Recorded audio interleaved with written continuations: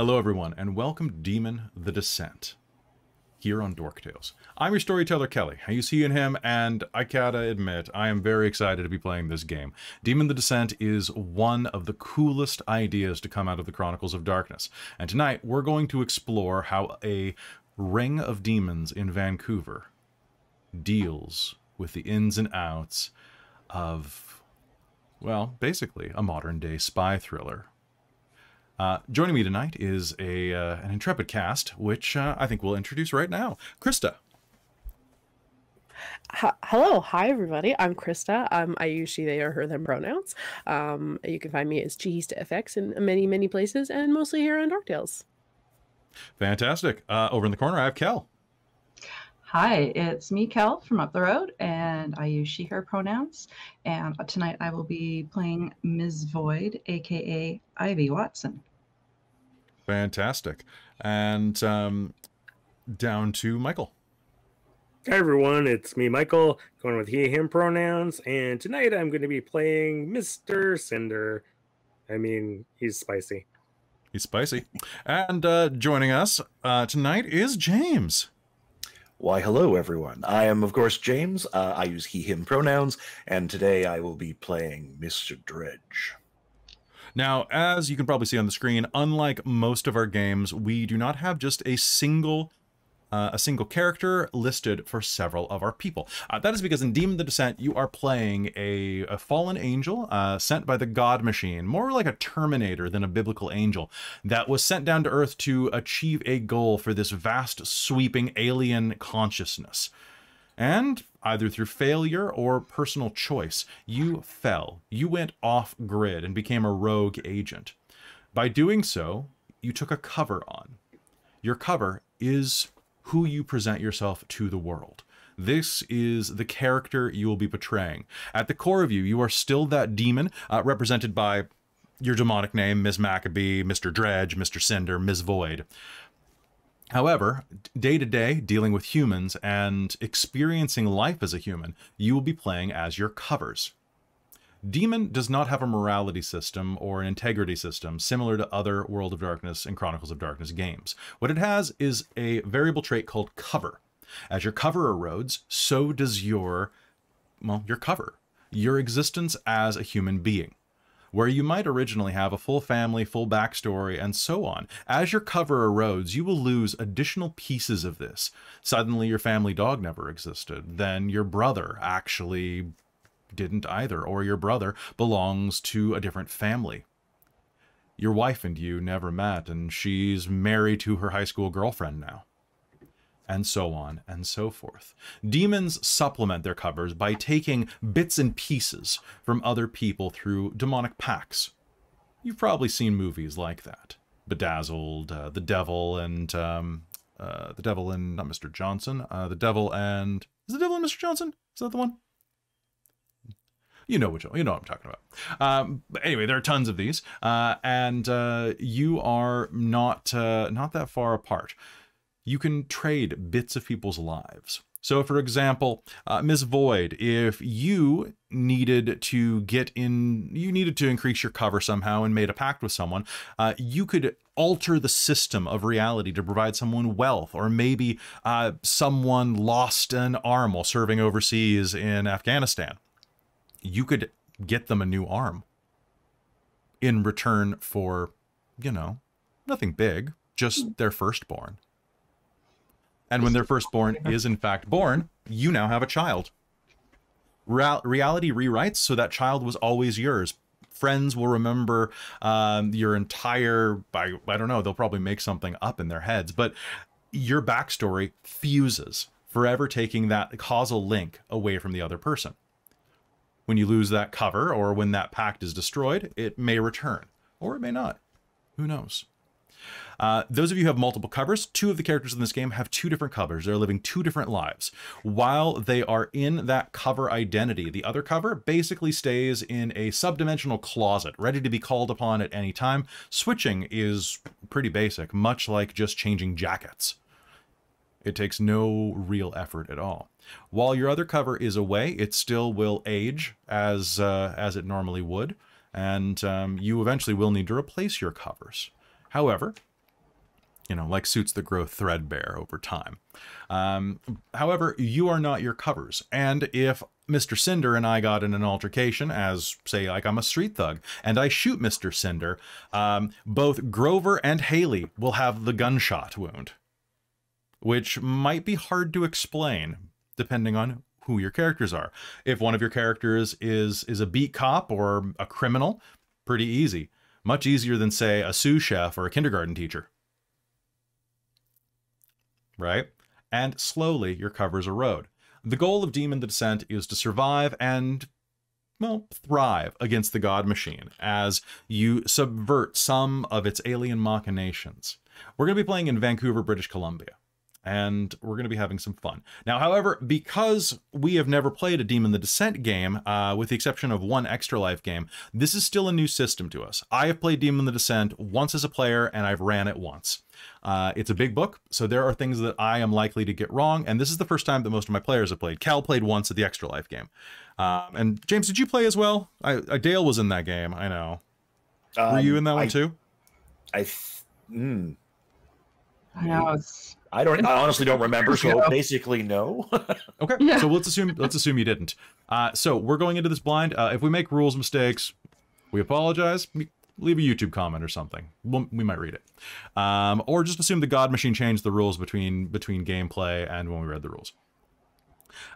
With that in mind, we also do not have a structure for the city. So I'm going to describe things as if you are an existing ring, a group of demons that are working together or trust each other enough to go on missions together at the very least. You might not know intricacies of each other's lives.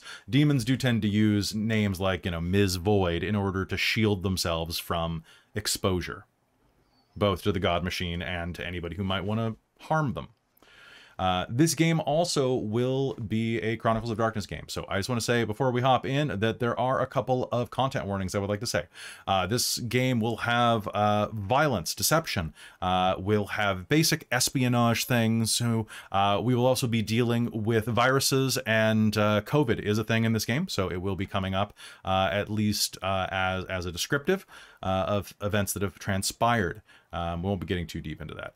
There also may be mention of the passing of pets, because Mr. Cinder, one of his covers is a therapist, a counselor who helps people move on when their pets pass. I will not be dwelling on this too much, but something like that may come up. Just warning you, because I know that's a real sensitive subject with a lot of people, because we love our pets more than we love our family. He's a cat veterinarian, but, you know, it's pretty much the same job. Okay, yeah. So I'll try not to dwell on that too much or touch on it too much because we all love our pets.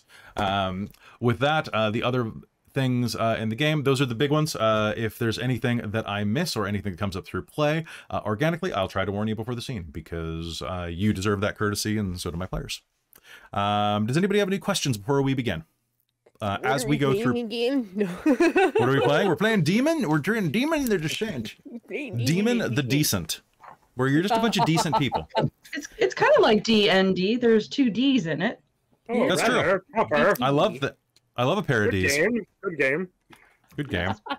Good game. Yes, good. Yes. Good game. All right. So last thing as we go through, for those of you who are unfamiliar with the system, I am going to try to just explain things. We are rolling. I'm not going to dwell too much on the rules and go in nitty gritty, but if, for example, someone wants to do a certain type of roll that won't make sense without context, I'll try to provide a little bit of context in the flavor narration for you. You know, keep up, you know, watch out for the changes and try to keep up like Marty McFly would. With that, I think the only other thing is that as we're developing the city and setting, I will ask you some questions, and there are no wrong answers. We will develop things like where does your ring? I keep wanting to call you a cell because I'm prepping Hunter as well in my head. Where in the city do you guys meet? How do you contact each other? Real quick question about that. Do you contact each other via cell phone? Do you have like burner phones or like dead drop email accounts? Like how do you contact each other? Ivy definitely would have an encrypted email access and probably has an old Motorola flip phone. I mean, SMS messaging. Yeah. I'd say Ms. Maccabee probably has just like a large bucket of like drop burner phones that she just swaps out occasionally. Nice. In my head, they are all bedazzled. Of course they are. It'd be too obvious. Too obvious. No bedazzling. No okay. bedazzling. No bedazzling. Oh, well, nobody's She has perfect. a couple that are like, but it's like for cover to be bedazzled. Okay. Do you have a set place that you meet, or do you move it up to stay fluid? Like, for example, do you have a restaurant that you meet up at regularly? Like you go to Richmond and there's a specific Chinese restaurant that you eat at. Or do you go to the Scotiabank Cinema and go to the late show of whatever movie nobody cares about at that time and sit in the back row and talk? Like, I think we change it up. I like the idea that we're just like bouncing around the city, like doing our own thing. I mean, that's great. Remember that you are a disparate group of people, and as we hop into play, you'll be strange bedfellows, I guess is what I'm saying. Because we've got a cat veterinarian, we have a hacktivist, a mechanic, a sex bomb, and I forget what Emmett is, but we've got Mr. Cinders, an accountant. That's right. Nice. So the sex bomb. Yes, exactly. Yeah, that's fair. Boom, baby. All right. So without further ado, if we have no more questions, I think it's time for us to head into Demon the Decent. Oh, and my other cover is kind of a freelance private investigator. That's true. I was going to let that be a surprise, but now it's out in the open. Surprise. Yep, surprise. All right, so Demon the Descent. So I always call it Demon the Decent just as a lull. I just want to just say that out loud. And now it's the one good group of people in all the world of darkness. Mm-hmm. Yeah, you're just decent people, really. You know, you're just decent non. We're a neighborhood watch party. That's how we organize. Hey guys, you want to go watch? You want to watch Game of Thrones? Like, we'll set up a watch party, or maybe just like hang out, watch, you know, some stuff. I don't know. I got nothing. New season Ted Lasso just started.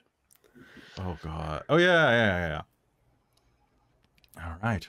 So without further ado, let's head into Demon the Descent here on Dork Tales.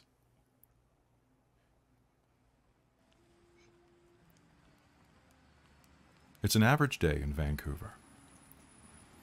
Spring is beginning to take that bit of chill out of the air.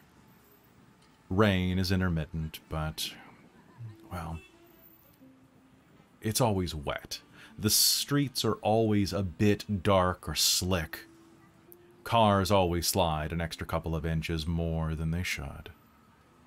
And outside of your place, Miss Maccabee, who do you start the day as today? Probably as, Let me rephrase the question, actually, because I think I know who you start as. Okay. Who are you waking up next to in the hotel room? Oh, You're on the 12th floor of the Fairmont Vancouver. Yes, of course. It's classy, a bit too classy. The bed frame in front of you has the big curling knobs like lion paws. There's a clawfoot tub in the bathroom. It's one of the suites.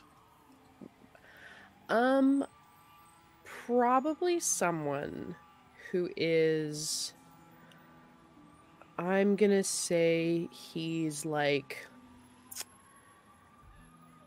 a regional vice president of some company that she is currently investigating, and he's someone that didn't have a lot of dirt on him, but is maybe a little more naive than he likes to pretend he is. Okay. Do you know what dirt he does have? Would you like to suggest anything? Honestly, probably nothing awful. Probably nothing illegal. He's probably just stepped on a lot of people. Okay. In that he hasn't embezzled yet, but he's done a lot of stuff where he's taken credit for other people's work, and those people have either been fired after his promotion, or things like that, where it's internally he's done a lot of dirty stuff. Externally, maybe he got in a bar fight in college and is just kind of a pompous ass, but gets he actually by got on in a bar his... fight, actually. So Doug actually uses that as a seduction tactic, because he got into a bar fight and he actually has a scar on the inside of his forearm from broken glass in the fight. He says that a guy came at him with a broken bottle and slashed him up, but looking at it, it looks more likely that he fell on something. Probably broken glass during that fight. Yeah. Probably, but yeah. it's more of a circle, almost like a beer bottle fell over and he fell on the base. For sure. His name's Doug McCullough. All the C's, all the L's, all the U's. Strong Scottish name there. And he's in business. How old is he?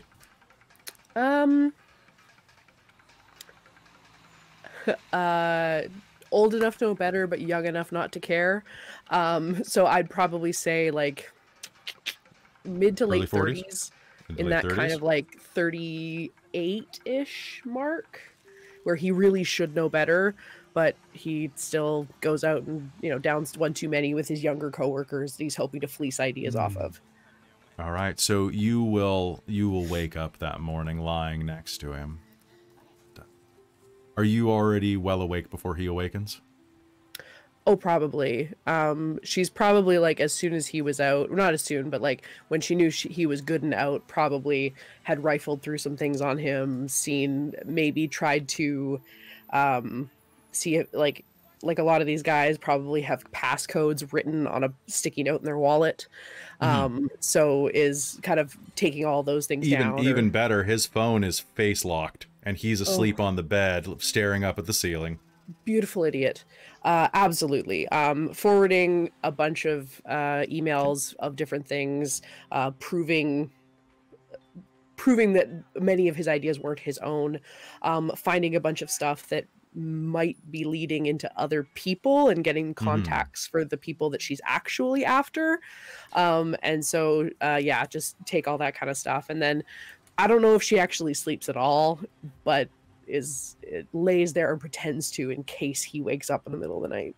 Sounds good. I want you to make me you're doing this in the middle of the night, so I'll allow it to be, it's going to be investigation to search his stuff, but you can use dexterity, composure, or wits.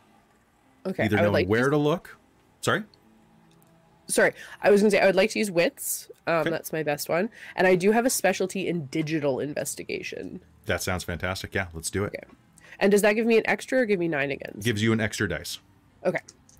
So 3 for wits, 1 for digital investigation, and 2 for regular investigation. You're going 8, 9s, and 10s. 10s will reroll. Okay. Oh, that's a bad start. Do 1s take away? They do not. Okay. I have 1 success then. Sounds good. And another quick reminder that through this game, you will receive beats when you achieve goals, and they're like experience points, but much more powerful when combined. If you fail a roll, you can choose to gain a dramatic failure to gain a beat. So if you ever straight up fail a roll, you can choose debauch once per scene. Okay. Because it makes the story better for me.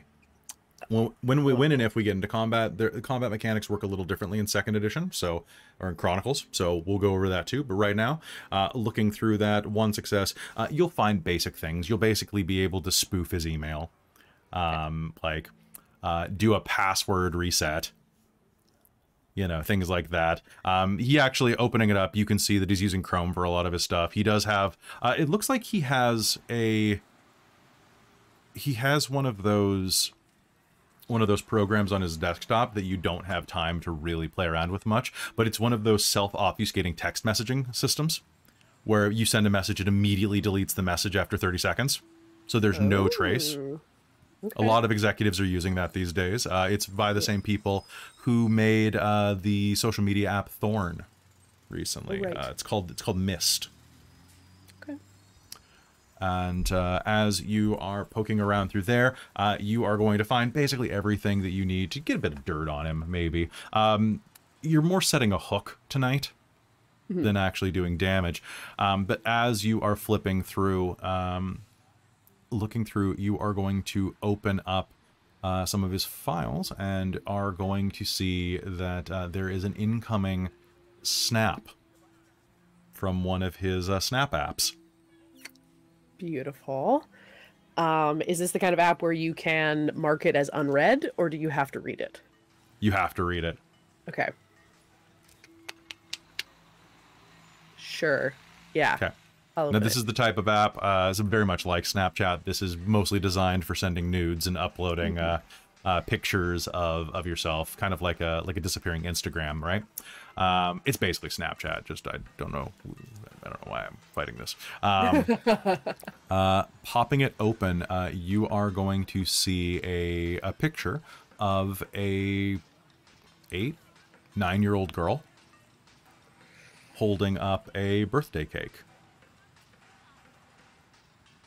Okay. It is badly taken, and you can see in the reflection of a picture behind her that it looks like there's a woman in her, I'd say probably 50s, reflected there, taking a photo. It's got bad scrawl up that says, Maria says, "Hi, Daddy." All right. Oh, okay. Yeah. Good to know. The little girl is honestly a little homely. She might grow into some of her features. Very round face, missing teeth, and frizzy hair that's kind of like kinky curls. Like it's going to just, that kind of Scottish frizz. You know what I'm talking about? I know nothing about that. Yeah, fair. But kind of a dishwater color to it. Gotcha. Yeah, so that is the photo that's going to come across. I know your heart leaps up in your chest for just a second thinking, oh no, but then you're like, oh yes, other people use these apps too. Yes. Okay, interesting. Okay, good to know. There's a kid, possibly mom taking care of? We don't know. Okay. Interesting.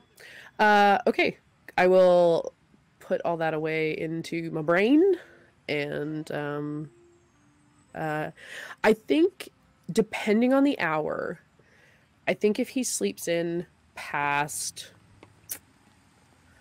I would say maybe 8:30. Okay. So it's about 7:50, 7:55 right now. Okay.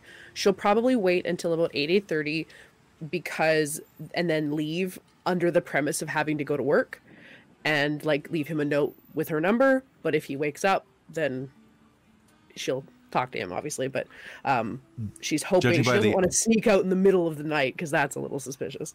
Sounds good.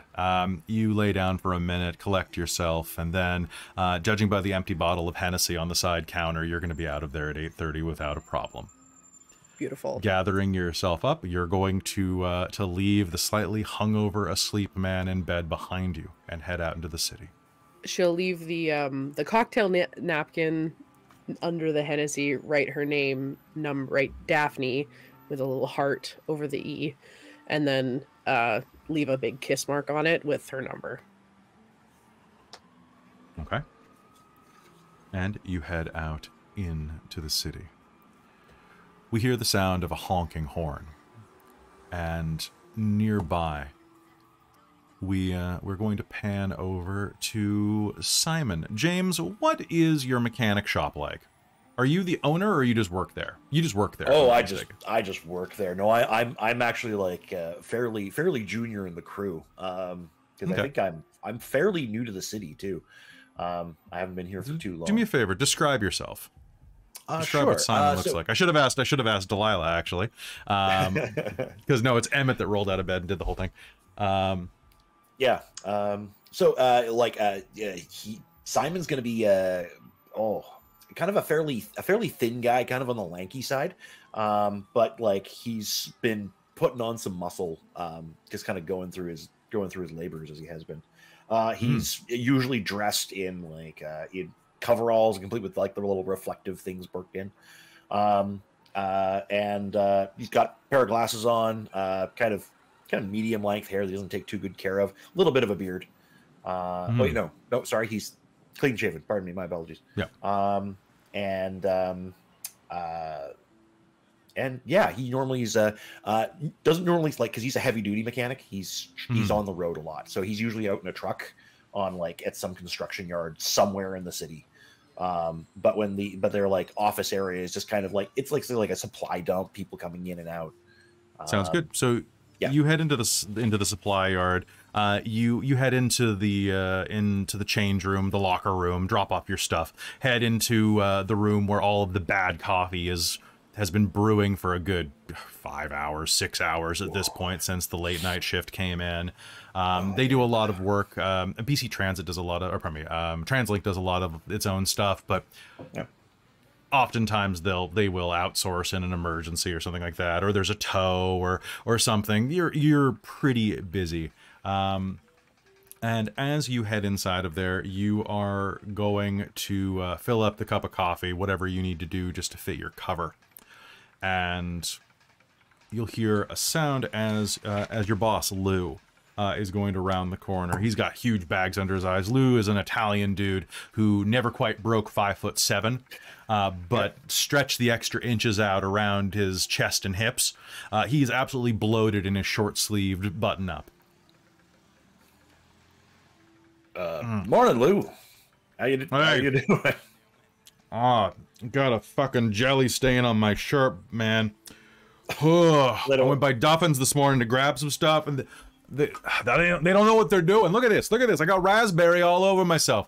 Also, I had you down at the shipyard. He starts sucking the stain out of his shirt. I had you down at the shipyard this morning. Change of plans. You're actually going to be going and doing some semis. Some semis over on over in Poco. Okay, we're like pick up paperwork. It's in your new else? Manifest. It's in your new Just check with Brenda at the front. She's got the new manifest. Yeah, sure. Do I have time to finish this sludge? Yeah, it might finish you off though. You actually drink that stuff? Oh, come on, man. Well, you need to get on some energy drinks or something. Yeah, okay, I'll think. All right. Anyway, I'll see you later, man. Yeah. This is kind of weird, though. But sounds good. You definitely are going to have to, as he's standing kind of in the middle of the way, you'll kind of have to, like, half slide across the break table to get clear of his bulk.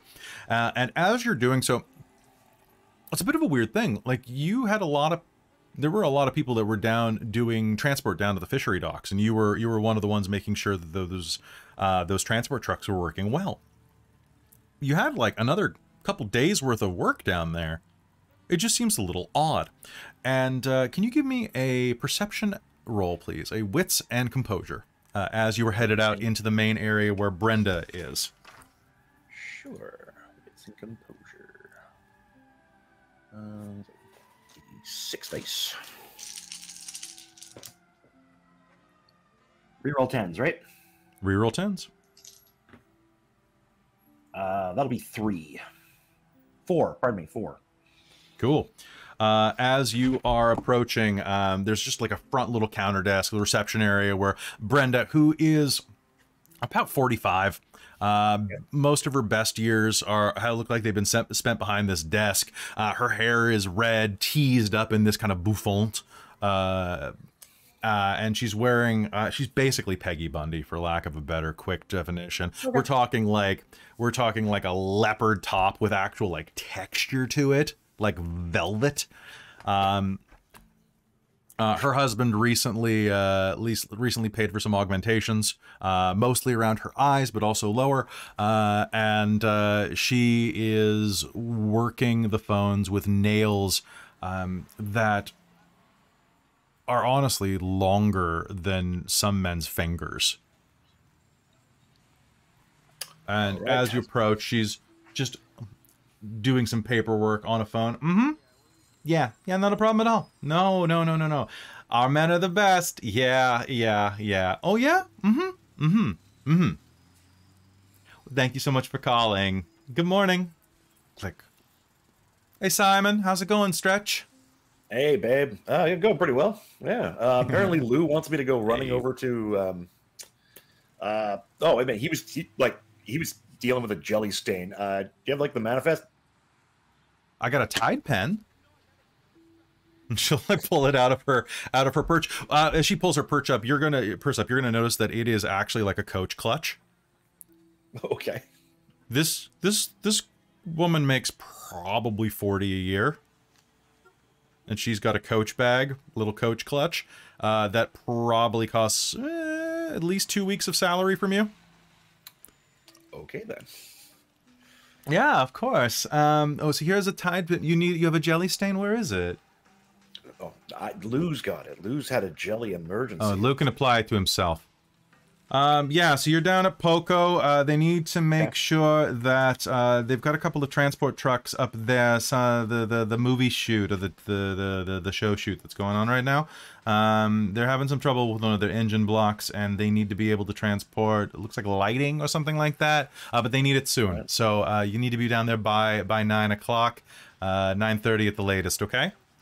Sure, I think I can make that. Yeah. Sorry, I know it's last minute. You should probably get going. But it's good to see you. You should come by and talk sometime. Okay, I'll see what I can, I'll see when I can sneak in. Maybe see you at lunch or something like that? Oh, baby, I think you're going to be down there for quite a while. But, yeah, I'd eat with you. Come back. We can get some sushi or something. All right. And I'll just do a little wrap on the top of the table and head out. As you do so, you're going to glance down and immediately memorize the documents on her desk. And one of them is going to see that you are going to see the job at the Richmond fishery that you had been working on. You were working on a bunch of these like fish trucks, and there are a couple of notes that say canceled, Vancouver PD, all of this, like these little notations there. And as you glance up, you're actually going to catch on your way out the TV that's playing in the reception area is going to be playing the local news. And one of the local reporters is in the middle of talking right now. You'll see on the little subtitles that are popping up in the closed caption. Once again, there are reports of a fishery fire. The Lumley Key fishery in Richmond has burned down. Police are reporting that it may have been due to gang violence. More as it develops. I think you'll... Well, okay, sorry. It's concluded. Okay, he would have stopped there and just kind of listened for a moment before heading out. Oh, yeah. In other news, downtown Vancouver is the site of increased street protests over climate change. This has led to a bit of trouble when local patriot protesters have joined in trying to consolidate against new lockdown procedures for increased COVID protocols. In other news, a fourth wave of COVID is striking Vancouver. Transport Canada is encouraging commuters to wear masks. This is encouragement only, folks. And it just goes through the list. He's gonna like dig around in his pockets to find like the greasiest mask you can imagine. Yeah, like it's been in there like so long it's like wafered like an old wallet. Put it on and and then I'm gonna head out. All right. So as you head out, we are going to swap back again as you head out to that location. As Miss Void is working on her computer, watching the number of news stories that are kind of coming into town.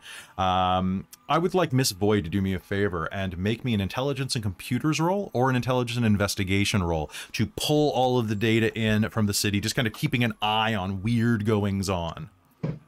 I do have 3 dots in hacking. Under computers? Yep, under computer. So if you have the hacking specialty, I don't know if hacking would apply for this, so just use your computer score. Yeah, okay. Well, it's the same thing. It's a specialty. Well, the hacking is a specialty, so when that applies, it adds an extra dice. Gotcha.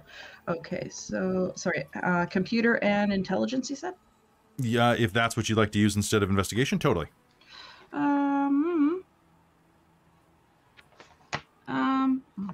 You know, I can't even read what it says for intelligence. And these dots on my sheet are very, very dark. I'm going to go with investigation because I can read that. I can read that number of dice. Okay.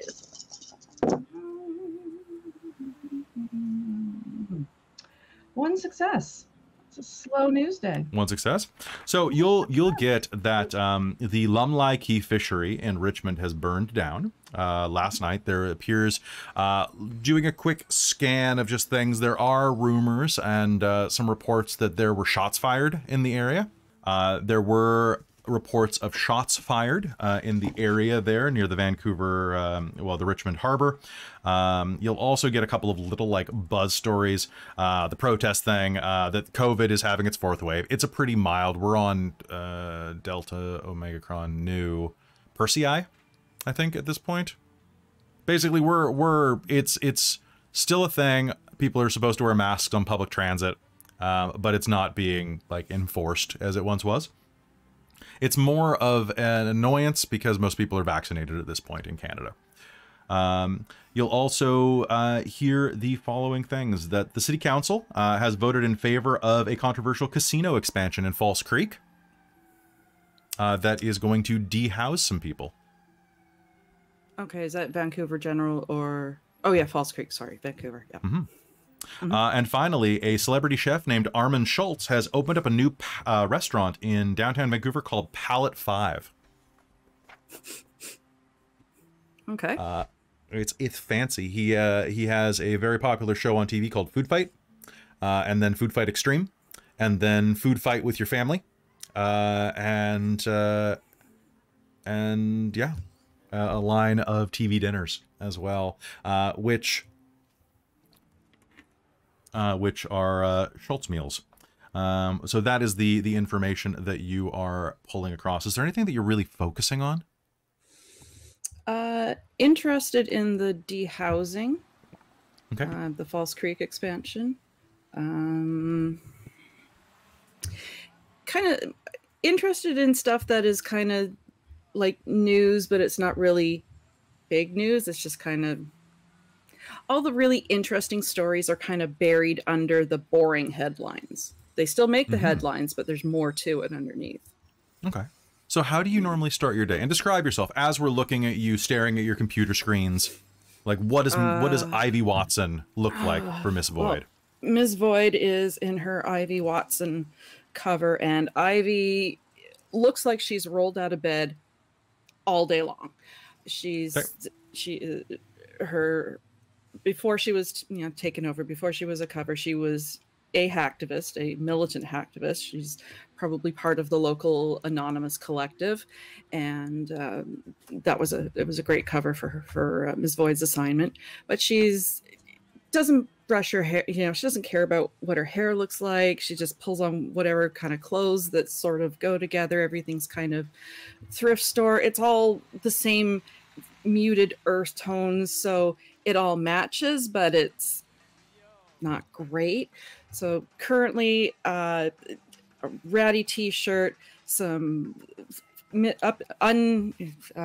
shapeless sweatpants that are pajama bottoms, and a fuzzy, starting to wear through house coat, and with a cup of coffee, and just scroll. Well, no, she's not like this scrolling. She would have like two giant TVs as monitors, and she's monitoring pretty much every news site that is available. Okay. And you live by yourself, of course, right? Yeah. Okay. So looking at this, it's kind of a slow news day. There's not much that is really cropping up. And as you're kind of looking at that, is there anything that you are particularly focused on? Is there anything that you're looking between the lines for? Or is this just kind of a general day for you? No, she keeps an eye on crime, mostly more violent crime. So looking at, like murders, homicides, gang activity, that sort of thing, anything that could possibly be related to organized crime, because it's generally fueling something else. And with her absolute, focus and drive on understanding how the machine works, she is determined to find what's underneath. So she's always trying to find what's the deeper connections to everything. All right. So look, if you're focusing on the whole thing with the expansion of the casino, it looks like there's going to be a bunch of dehousing. There's some low income, I guess not really low income, but there are some like old apartment buildings in the area they're expanding into that had what essentially is rent control. And yeah, so kind of the SROs. Yeah. And it looks like about 10 full family units are going to be evicted because of this. And right now that means that they're basically going to be homeless after this. Yeah. There's no way that they can stay in that area and still afford rent if they were paying the prices that they were. They're going to be probably kicked out to, an hour and a half away from their current place. Wow. At this rate. Like Delta, Ladner, something like that. Like it's going to have to be, or they're going to have to move back east. Yeah. So that's something. Looking into it a bit, why don't you go ahead and make me an intelligence and investigation roll to try to plumb the depths a bit. Alternatively, if you wanted to try to if you had something in mind that you could hack, that could also work. Not offhand. Oh gosh, looking here, I can't even see those dots very well. Excuse me, how many dots are those? Even highlighting doesn't help. I think those are 3 dots. So that's 3 I'll intelligence and that's the same number, 5. Yeah, like I'm trying to read them. I think it's any attribute. So that'd be 3. Ooh, 10s roll again. 2 successes. 2 successes. 2 successes. So looking into it, you are starting to see some telltale signs of. So you have looking at your sheet real quick. You've got 2 points of investigation with a specialty in online searches. So same diff. Was 3, so you're good. Looking into this, you are going to see that there is a significant amount of influence from a man named Brendan Lum.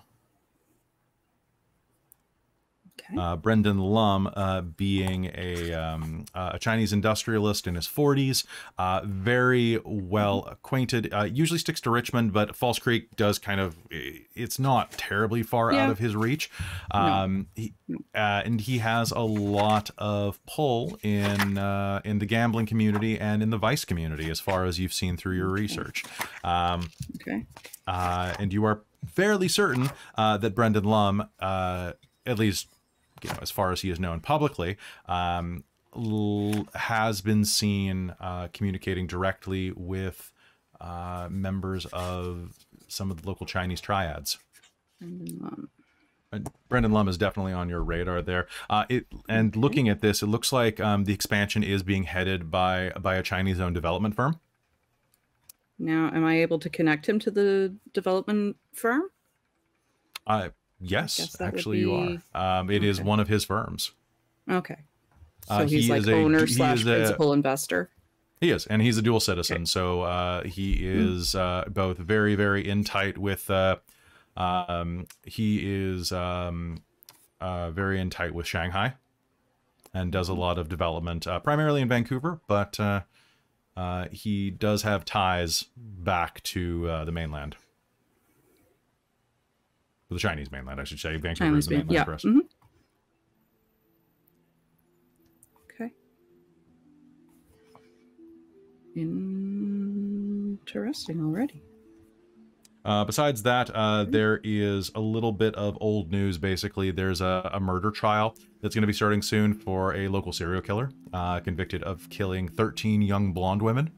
But there are various reports that you've been seeing on some conspiracy blogs that are saying that he's claiming that he was demonically possessed.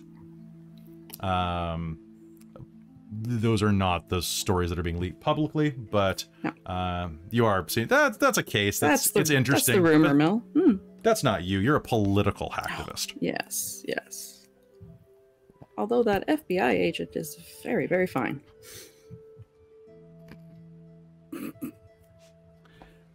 All right. So, as you are looking at this, is there anything else that you are doing with your morning? Check email, check to see if there's any messages through her, through Ivy's email, through Ms. Void's own encrypted email. She'd have probably a couple of those. Okay. If there's anything coming through the anonymizer. There will be something coming through in just a minute, but as your phone rings, we are going to cut to Mr. Cinder. Mr. Cinder, what type of cases does Haley normally take? She normally takes things, I know, that involve sex crimes, sex workers, and other disenfranchised women primarily. But is that all she takes? No, family's concerned about missing street people, anything to do with concerns about falling into the drug kind of habits or lifestyles, especially if someone's supposed to be cleaning up their act and then vanishes.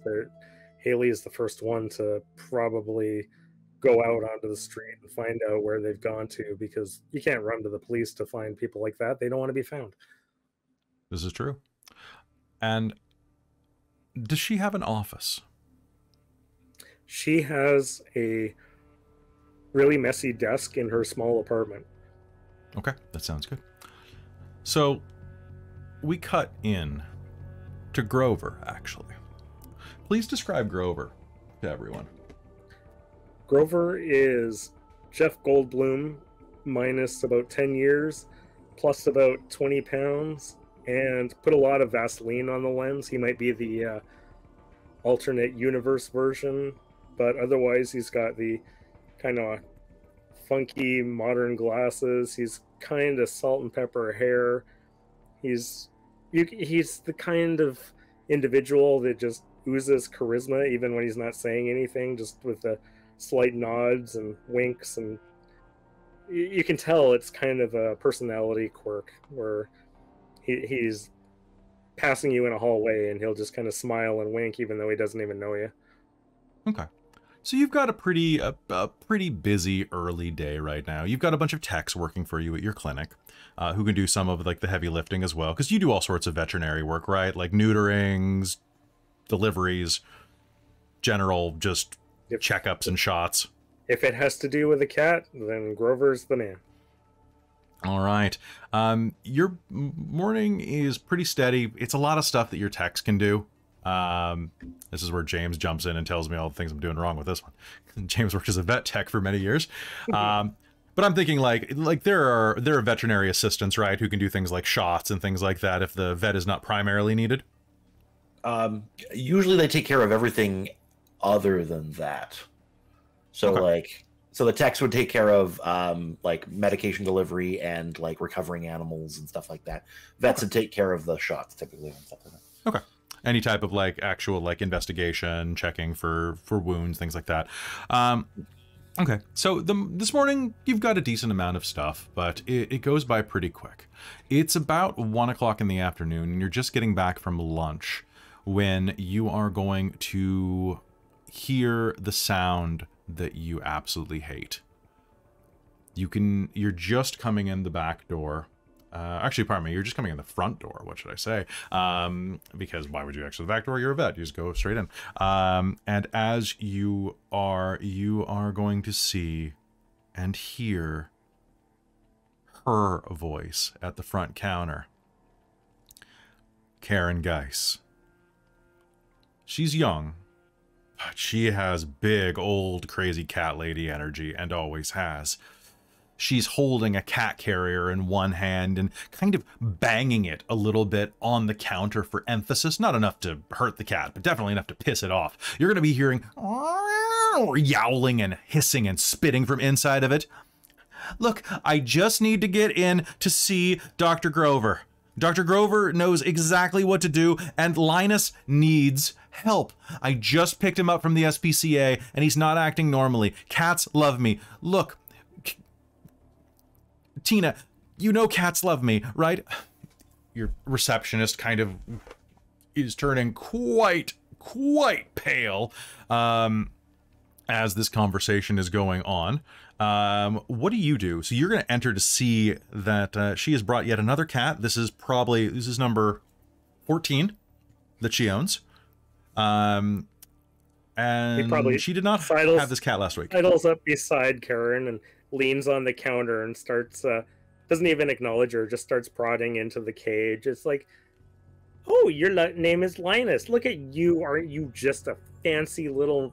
Oh, I could just eat you up. Miss K, you found another one. Where did you find this one? Up a tree? I like to think in the arms of a small child? I found him at the SPCA. SPCA, that's legitimate. I swear they're turning into a kill shelter. They were going to do something to him, and it was either going to be me or this degenerate bald man who was going to take him and said it was for his daughter. But I know what they're used for. They're used as bait animals. And I'm not going to let that happen when I can take care of these pets myself. I can nurse Linus back. Ow! Ooh, Linus! Ow! As the claws come out. Somebody needs a nail trim. Do you want me to just do the usual afternoon, spin the tires and see what's going on under the hood, or? Yeah. I think you might have ringworm, or maybe a heart condition. He's not one of those sprayers, is he? Has he gone yet? Oh yes, quite a bit. At least I know his kidneys are good. Did you bring him in your car this time? Because, the smell is kind of difficult to get out, but what are you going to do? Baking soda. I told you last time, baking soda. Oh, I put him in a trash... I didn't put him. I put the carrier on some trash bags, and that seemed to help. I should probably go take care of that, actually. It's going to start seeping through. I'll take care of Mr. Linus here. You should probably go and clean up that mess. I'll clean this mess up, and... Hasn't anyone ever told you you're an absolute angel? I sent from heaven, The good Lord delivers me to these pets, and I deliver them to you. I really...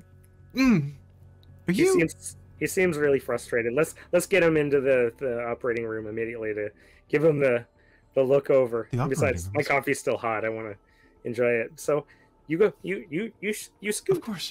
Scoot. Of course. Fair. How is he still single, Tina? I'm sorry. I'm on the phone. Yes. Yes. We would like to update our Google listing. Tina's the best. Tina is the best. So as you head into the back, the cat is just this ball of rage. Like, if you could take like a 2-pound, like basically fill a a tortoiseshell sock with 10 pounds of rage and shake it up. This cat is Mentos and Diet Coke with claws. Oh, that's like when I took Holly to the vet. Yeah. And as you take the cat into the back room, do you want to roll to try to calm it down, or just want to kind of set it and let him calm?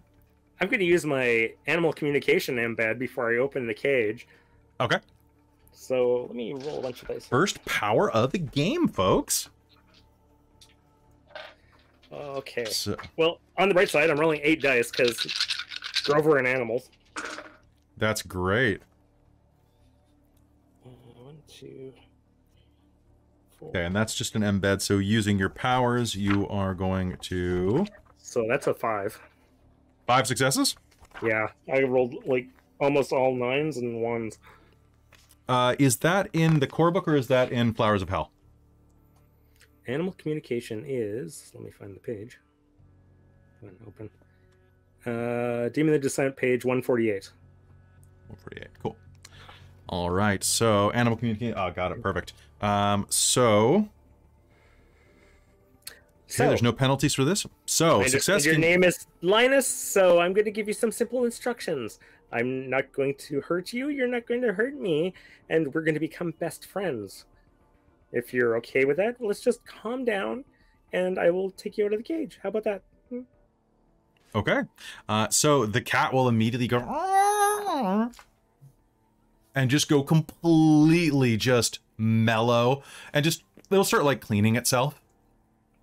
I will take a step forward toward the edge of the cage for you, and kind of like you need a bath and a brushing. Let's go get the nice little brush, and we'll get all those icky little knots out of you, shall we?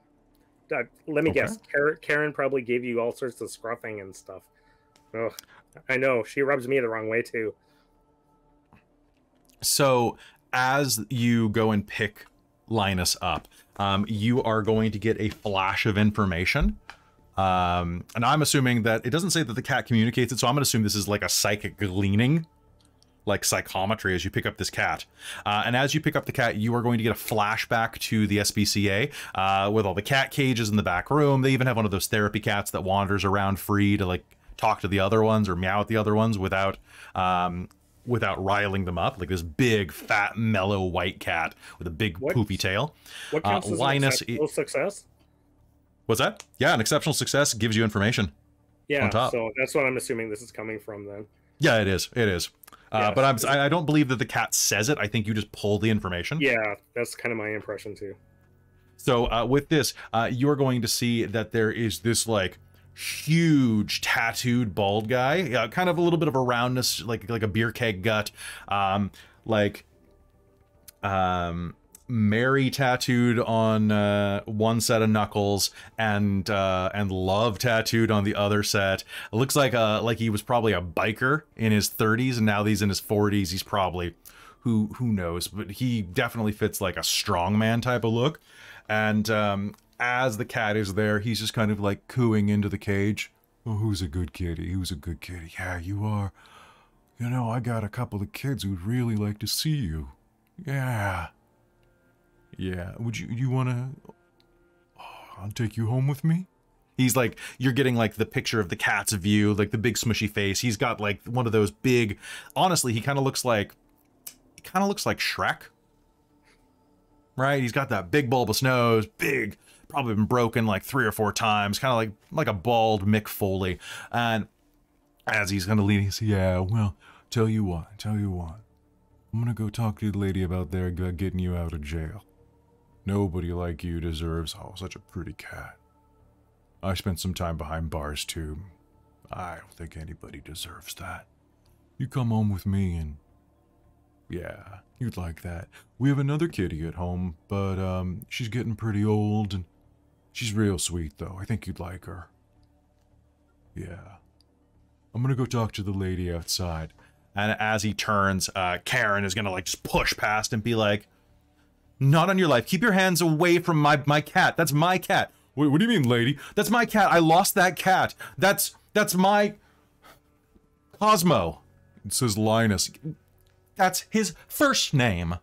Cosmo Linus Van Pelt.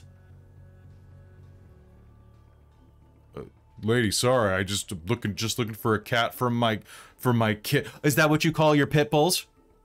I'm allergic to dog. And she just goes on a frenzy, storms up to the front, and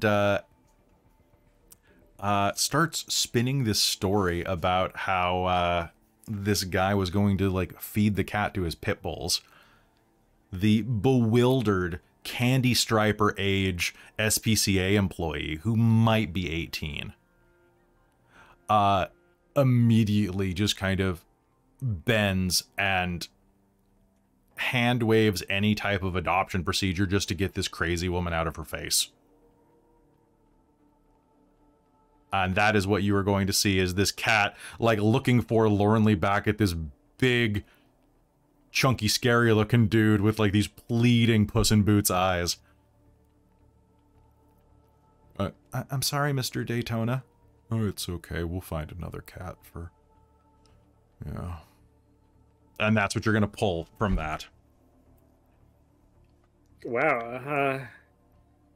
Linus, you've had a day and a half, haven't you? You know what? Let's go get a couple of the techs. We're going to get you some warm blankets and some food, and let's get you a little quiet place for your own, away from Karen, shall we? Because, you know, man, if I could put her in there and time out, I'd put her in there permanently. But we'll take good care of you. As you are taking care of this cat, you're also going to, in that flashback, you will have seen that he had started to fill out one of his forms. And as he did, you see that he had a business card in his open wallet as he was pulling out his address. Apparently, he has a business card. His name is Danny Daytona, of Danny Daytona Youth Camp and Ministry. I will just lock that into the old memory banks. You don't need to. It's already there forever because you're a demon. It's so good. It's so good.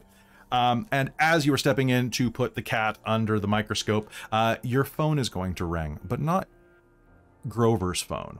Haley's phone is going to ring. It's a flip phone. What do you do? You're in your back office. The doors are shut. You don't have security cameras.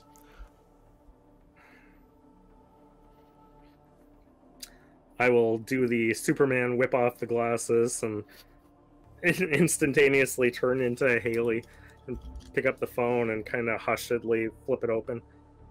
What does Haley look like? I'm really curious.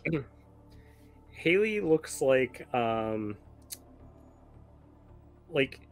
lead singer to the band Garbage, Shirley Manson. Yep.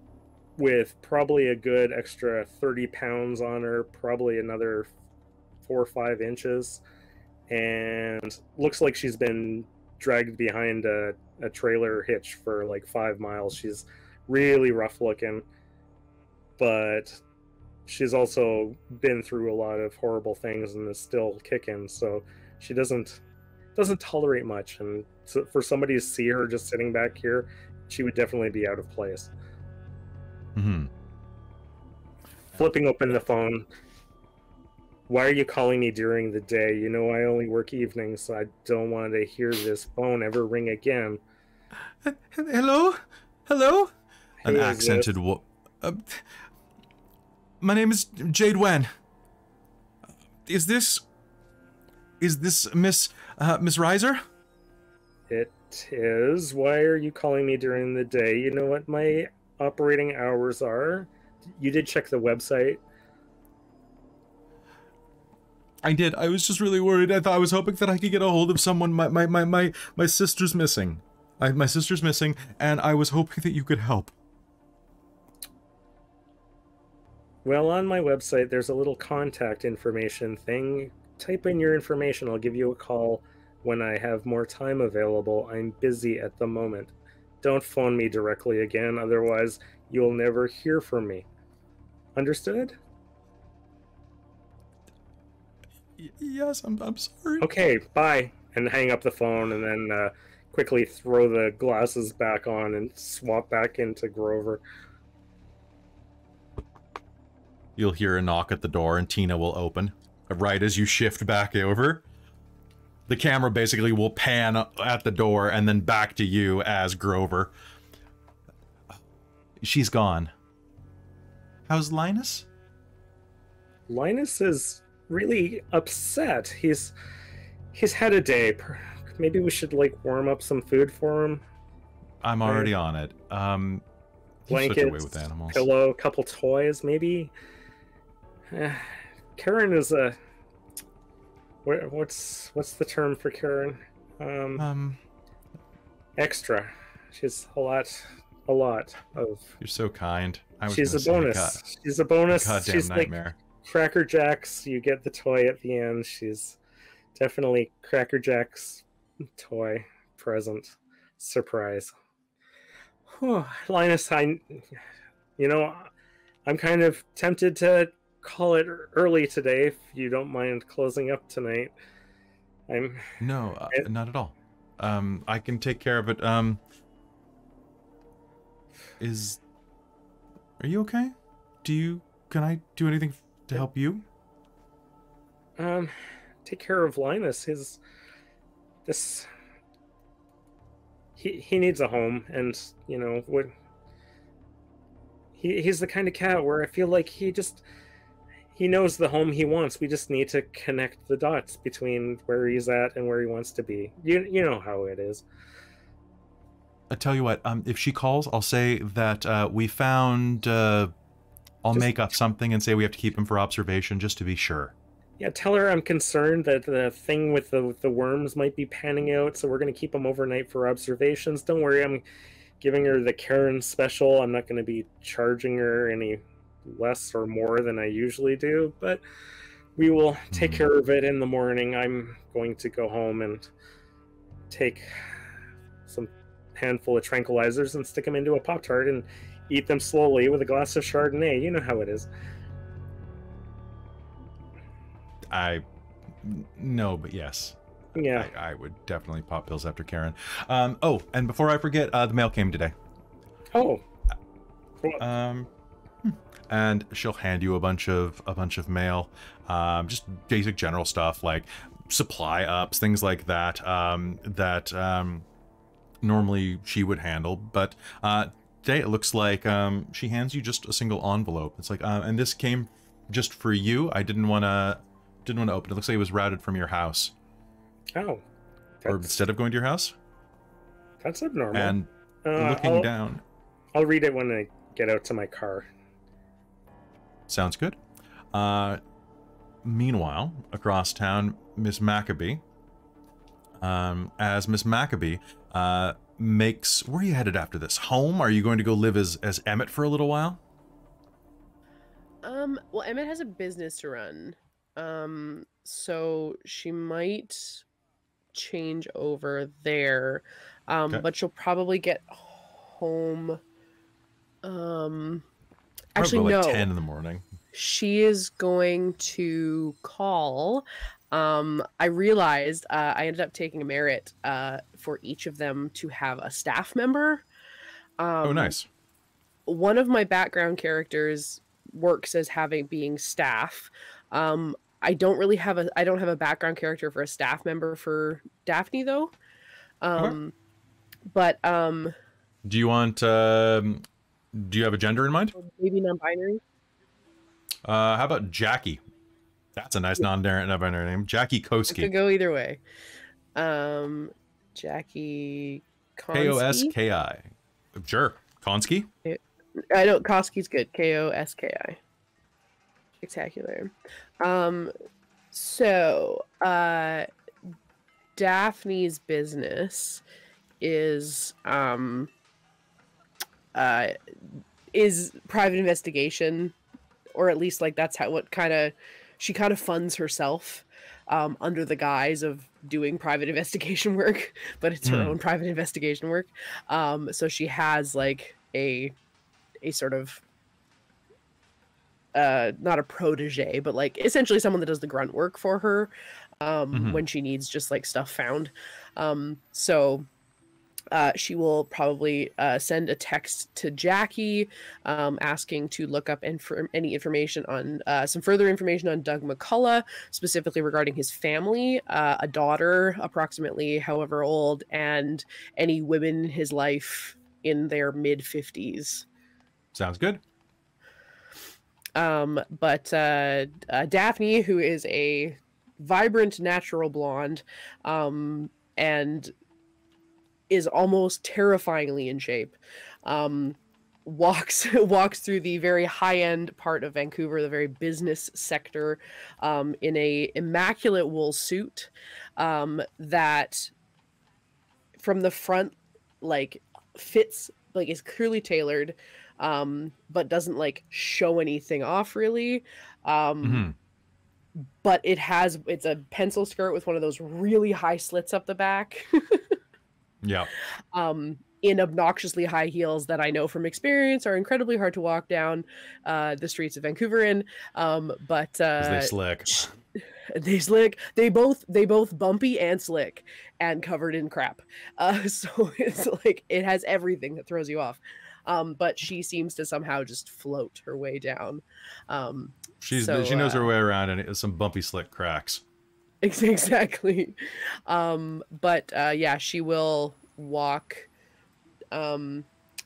probably to change over. She'll probably go to her apartment.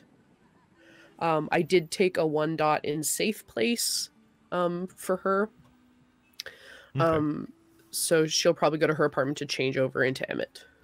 Sounds good.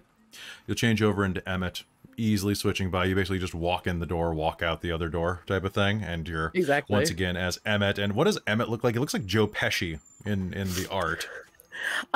No, I don't think he's quite that. I kind of imagine him as he was a guy that made good money most of his career, so that him and his wife got to go on vacations quite often. So he would, you know, at least once a year go to Italy or go to Spain, go somewhere that has a lot of sun. So he has that kind of skin that's seen a lot of sun. Very and he's leathery. Exactly. He's maybe vaguely Italian in his ancestry, but he like really lives being Italian and like goes to Italy a lot. How much forearm hair are we talking? Like Robin Williams level? No, not quite. Noticeable, but not too aggressive. Okay. But yeah, it's there for sure. But he very much wears he's an accountant and kind of dresses as such. So he always wears a very like understated suit and always looks very well put together. Perfect. So probably has an Arc'teryx jacket because it's the West Coast. Fair. Yeah, because business casual out here is different. So you make your way into your office, which is not terribly large, right? Like it's you don't work at like a major firm or anything like that. No, it's an independent. He sort of started his own independent accounting firm.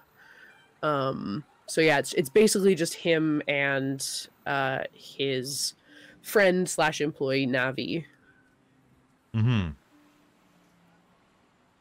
Cool. So Navi is already there when you show up. She's like struggling with her keys. Navi, of course, being she's about, how do you picture her? Because she's an Indian woman in her 40s. Like is she tall? She short? I imagine her a little short and stocky, like not yeah. like She's had 2 kids, by any means. so like she has a little bit of license to put on a couple pounds. Like nobody's gonna complain about that. Yeah, and she's a little bit more of a square build, like she's pretty sturdy. So she's got some breakfast pastries, whatever you guys normally eat, and is like trying to get her keys in this big stonking like jailer key ring that's got like all of her family keys, like for her kids' bikes, for her wife's car, for her car. And she's just like, oh, come on, just. You need an extra arm. Oh, I need like 4 extra arms, Emmett. Can you get this for me, or get the coffee at least? Yeah, I can at least be 2. Here, give me the coffees. Thank you so much. Oh, click, click, click. She opens it up. She is balancing like a box of pastries, coffees, and like a newspaper on top, like only a mother can really do, you know? Correct, yes. And she cranks that door up and is like, after you, my knight in shining armor. Oh, awfully kind of you. Walk in, hold the door open for her. Oh, thank you. Are we ready for this? Because seriously, it's a wonder we ever survive Aprils. With the CRA on strike right now, we are so fucked. Well, I guess maybe we have a little more agency to make mistakes if we need to. I never have any agency to make mistakes. Okay, are we doing anything? You never would anyway. No, of course I don't make mistakes. If I make mistakes, I have to do something twice. I don't have time to do things once, let alone twice. He'll probably like set his or set her coffee on the table and then take his to his desk. I got it how you like it. Ooh, 5 sugars. Yeah, 5 sugars. How are you that slender? Good genetics. That doesn't explain anything else on you. Take a sip. Hey, nobody's perfect except for you. Yeah, nobody's nerpic, right? Okay. Well, I guess good luck. And to you. Cheers. and you will settle into a day of accounting, which goes as well as it normally does, pulling numbers, a lot of tax returns. You do a lot of business. Do you do personal or business primarily, or a mix? Probably predominantly personal, because part of the reason him and Navi created their own firm was being kicked out of a very big business that kind of fell apart in disaster. Definitely nothing to do with him. And so he predominantly focuses on personal to kind of help people. Okay.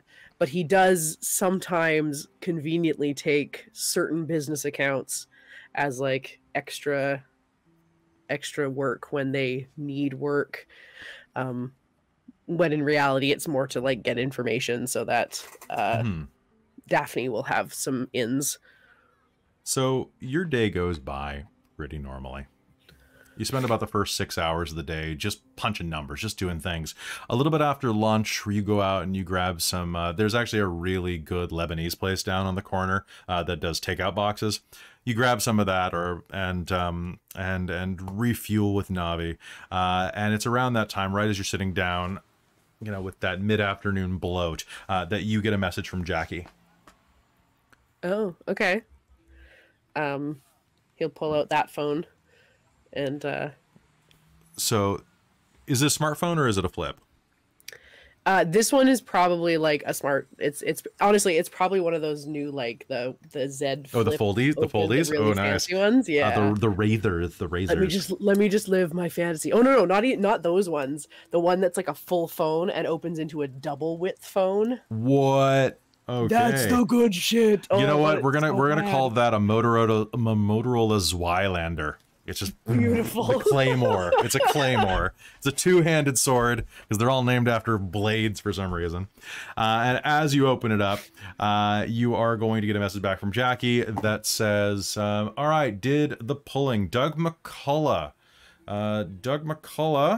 unmarried."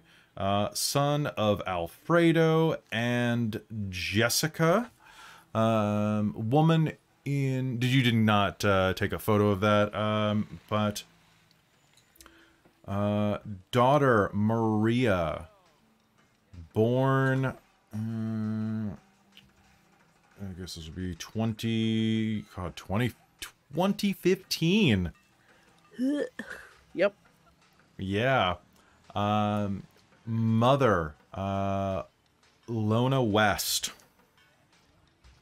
deceased, died in a bus accident, if you can believe it.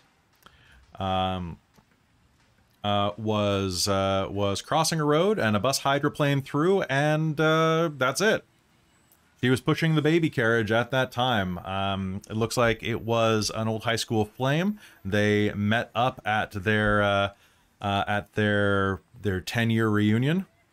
Started hooking up after that. Eventually, she got pregnant. Decided to keep the baby against his wishes. From the looks of it, he basically was a "all right, you checks and that's it" type of boy.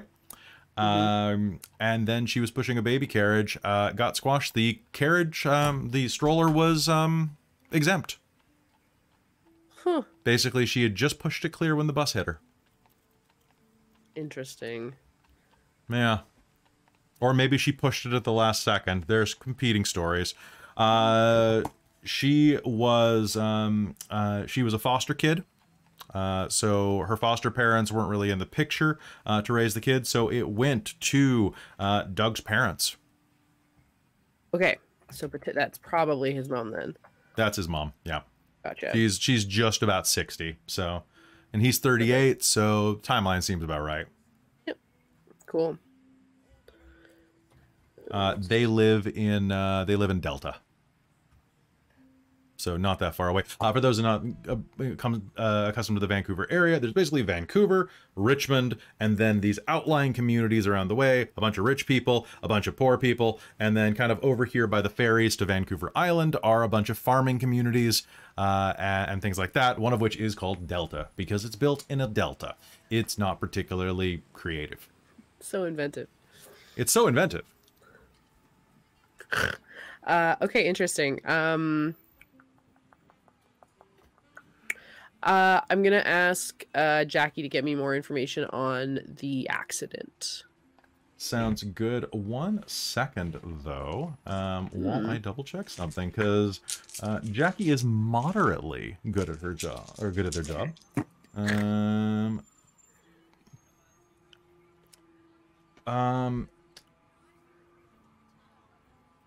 If you have a, they have a note in there that says, yeah, I'd love to look into tax records if you have access to that type of information. Yes, we'll respond with and names. Inside of there is his social insurance number. Oh. Don't ask how they got it. I'm not gonna.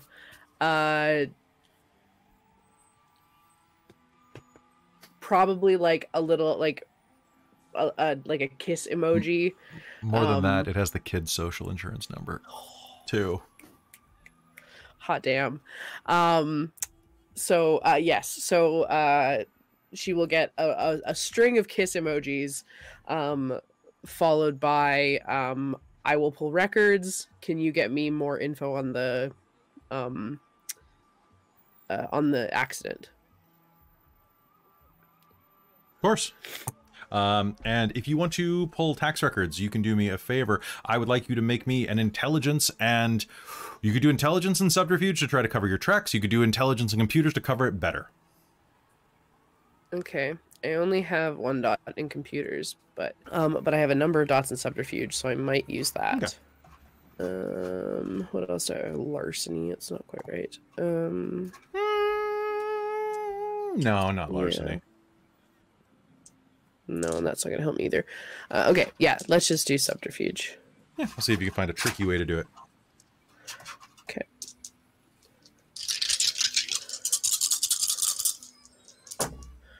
Oh no, 7s don't count.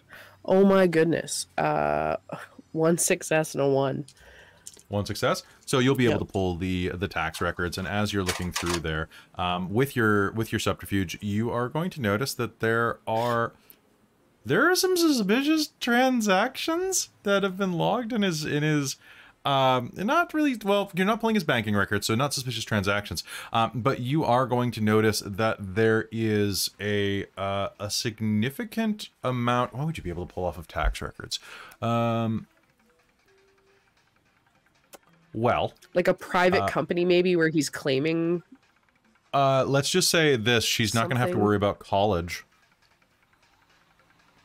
with her financials. It seems like she has about $400,000 in her college account. A real sick RESP. Yeah. One of those tax-free education accounts. Yeah. So something's being stashed there. You're not sure where it's from with 1 success, but you can see that it's definitely playing with fire. Cool. I will send that back to Jackie. Interesting, they will reply with that many eyes. Many eyes. And with that, your door is gonna go as Navi is standing there. Hey. This came for you. You should stop getting your mail sent here. Sorry, I get confused with the boxes and pick the right one. Yeah, sorry. When did you buy a suit? And she'll toss it on your desk, and you'll see it is a letter. But before we talk about that, we're going to cut over to Mr. Dredge. I want you to do me a favor. I want you to make me a stamina plus crafts. Are we using crafts for mechanics? Is that what you took? I've got, yeah, I think crafts repairs is what I've got. Sure. Then stamina plus crafts repairs, because this is not about how fast you can do it. This is about how long you can be bent underneath this truck. Yeah.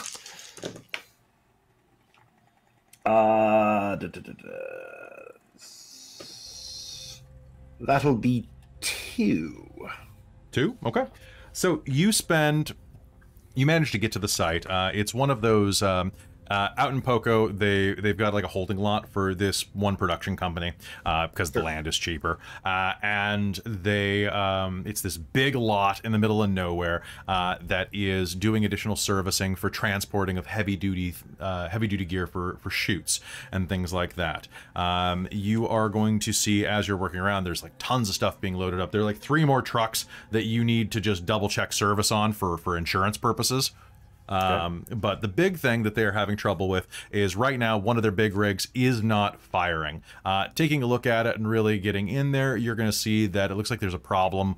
The problem with the starter, pretty easy fix, really. But as you're looking at it, you're also pretty sure that it's going to throw a rod sometime in the near future, which is a much bigger problem. So you're doing any type of preventative maintenance that you can, because actually tearing apart the engine is going to take you a day or two. That's going to have to on go something into the like shop this. for that one. Yeah, and by yourself, like something this size, like it's the size of a Volkswagen practically, right? The engine alone. So, so as you are taking a look at that, you're like, okay, I can probably get this working. It'll survive the week. And we'll that way they don't have to unload all the heavy duty equipment that's already on the back of it that they used like a crane or a forklift to get up there. Saves them a couple of hours, you know. So a couple of hours into the day, and you are taking a look at this, and as you are doing so, you are going to get a phone call. It's about 2 o'clock. All right. And looking down at your phone. Sorry? Yeah. Would that be on my normal phone or would that be on my special phone? This is on Simon's phone. Okay. So it'll just be like some rough and tumble thing in a cheap smartphone and like super OtterBox sounds good or to something. me. So as you are, there we go, down to that side of Vancouver. As you are looking at it, it is Sylvie on the phone. Your sometimes girlfriend. Okay. Hello? Hey, my key's not working. Yeah, right, about that. About what, Simon? I think, oh, dang it, what's her name? I think the landlord, there was like some break-ins a little while ago, and I think she may have gone around to have a bunch of places rekeyed. I thought it was your RV. No, I rent it. Oh, God, you can't even... Hey, babe, I don't make enough money to actually own an RV. Well, neither do I. I need to get... Yeah, you know what? Bathroom window. I don't want to go in through the shitter, babe. Okay, fine. Hey, wait, so someone's breaking into stuff? Yeah. They're not going to take any of my Beanie Babies, right? What are they doing in my place? I thought they looked good on your shelf. You've got that shelf that's built into the wall. I thought, look, they're collector's items, okay? I've got both of the bears. Like I've got Shamrock Bear and I've got... God, you are a glorious disaster of a human being. Obviously the Princess Diana bear. And I've got Lady Di. All right, fine. All right, baby, I'll call you later. I'm gonna go in through the bathroom. What? Yep. Yeah, dude. You're breaking up. Beep. You're like, I wish.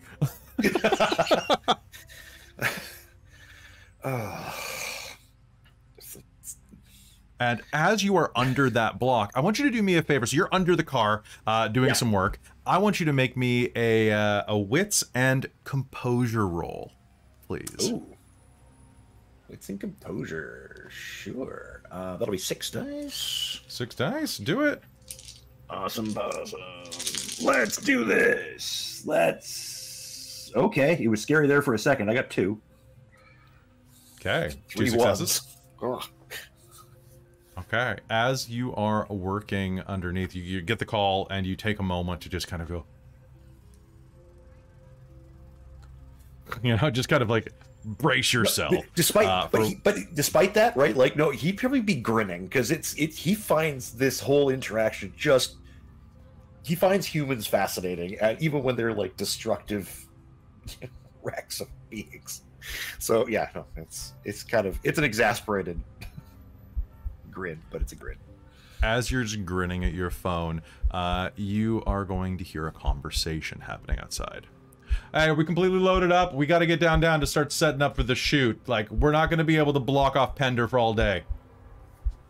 Yeah, the mechanic's almost done on that. Rigs 1, 2, and 6 are ready to go. Are we doing Pender today? Yeah, didn't you get the new pages? They're restructuring the entire shoot. This pilot's gonna be the fucking death of us. Seriously. They're not paying us enough. Honestly, just because they're going with non-union. Hey, the CW for you. What are you gonna do? Right? Cheap fuckers. Yeah, tax credits. But, you know, I gotta be honest, I'm looking forward to seeing Bianca on screen again. Bianca Weathers? Really? You were one of those kids in high school, weren't you, Bert? Hey, look, I liked her, okay? I like monster shows. You know, I watch Buffy, I watch Dark Diaries. I like everything, okay? Yeah, sure. It was a crime when they canceled it. It was a crime. Ah, shit. The cops looking at us. Okay, back to work, back to work. And as they say that, they're gonna step away. And you are gonna start hearing something. This low, throbbing heartbeat. Not inside of yourself, but nearby there will be this kind of throbbing dum dum dum dum, and you'll hear the sound of hard-soled shoes shined to a mirror sheen kind of appear right next to your head in front of the bumper of the truck. Are we all loaded? They're pointed away from you. Yeah, just about. You there.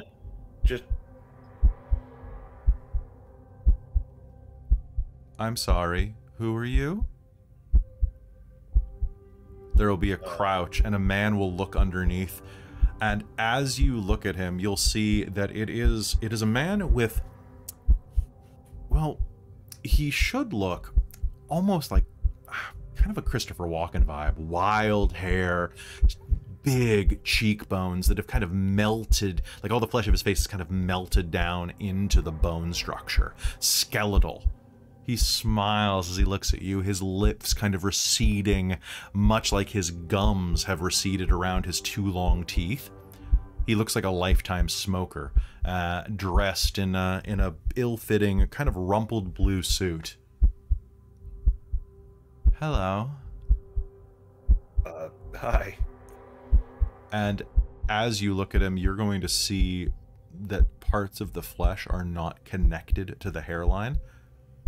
It's like they're stitched there with little, well, almost with the fasteners that you would have on a tensor bandage, are kind of clawed into his flesh and into his hairline, holding it, and underneath you can see sparking metal.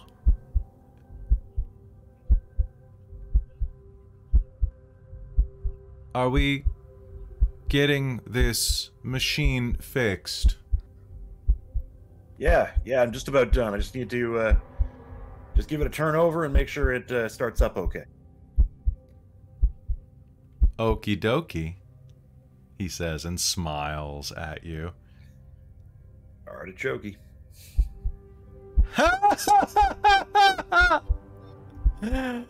You're funny. Load up, he says to the ones behind him as he stands up. Yes, Mr. Danvers, not a problem at all, sir. And as they start to finish loading up truck number 7, the man will take a couple of steps away, and you'll see that as they're loading things up in the back of this truck, you'll hear the heartbeat kind of step away with him. Okay. But you'll also see that the thing they're loading on the back of the truck is particularly strange. They're loading a giant crate with vents and slits in the side, full of live pigs.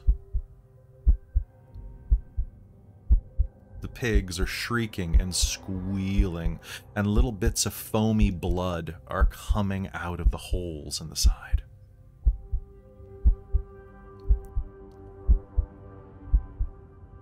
The men are going back to work around you, and you can hear one of the ones I was talking before say, "The guy gives me the creeps, man. I hate studio people."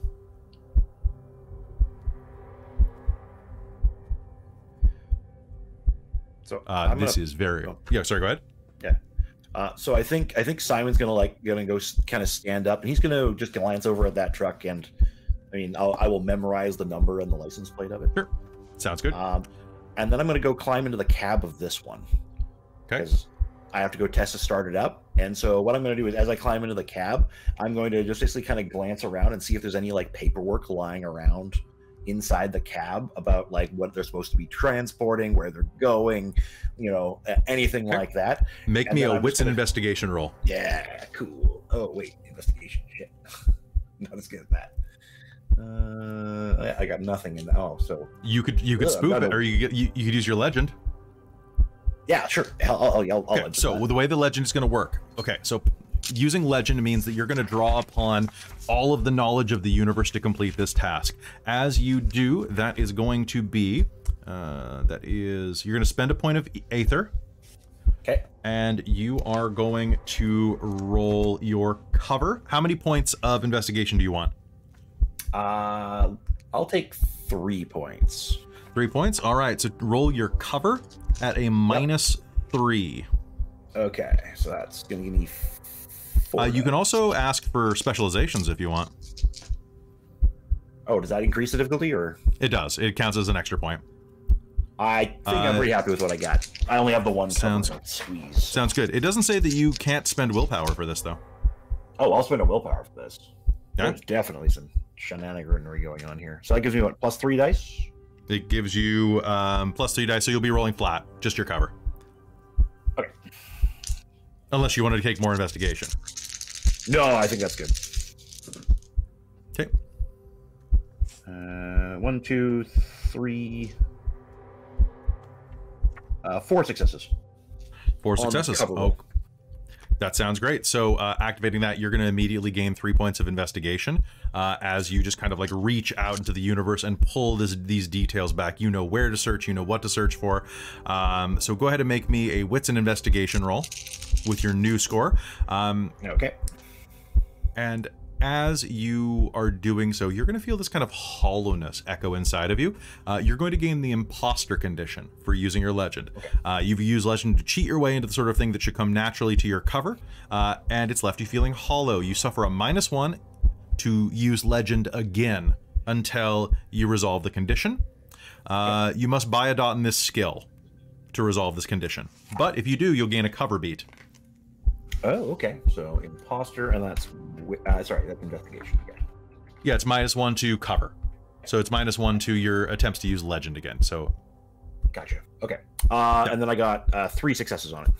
3 successes. Looking around, you'll find paperwork. This is headed down to West Pender Street. They're going to be blocking off a bit of downtown to do some night shooting tonight, starting at about 6 p.m. and are looks like they're going to be there from 6 p.m., which the permits they had to do for that must be unreal.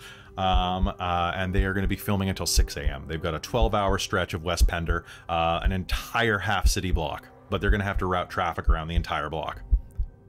All right. Yeah. What you're going to see is it has the manifest for this, but it also has just generic paperwork that's been copied off for every truck. Okay. The truck that you're looking at is numbered on the side as truck number 9. Truck number 9 is not on the manifest. But as in front of you, you see it turn over and the pig truck drives off. as part of the convoy.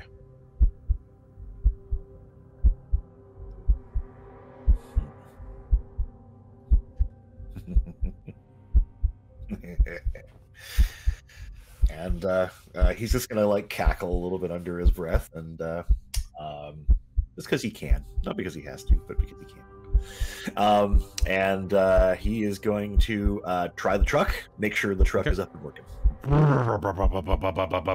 It turns over, struggles a bit, tings a bit, but will work. Okay. Does it have a low jack device, by the way?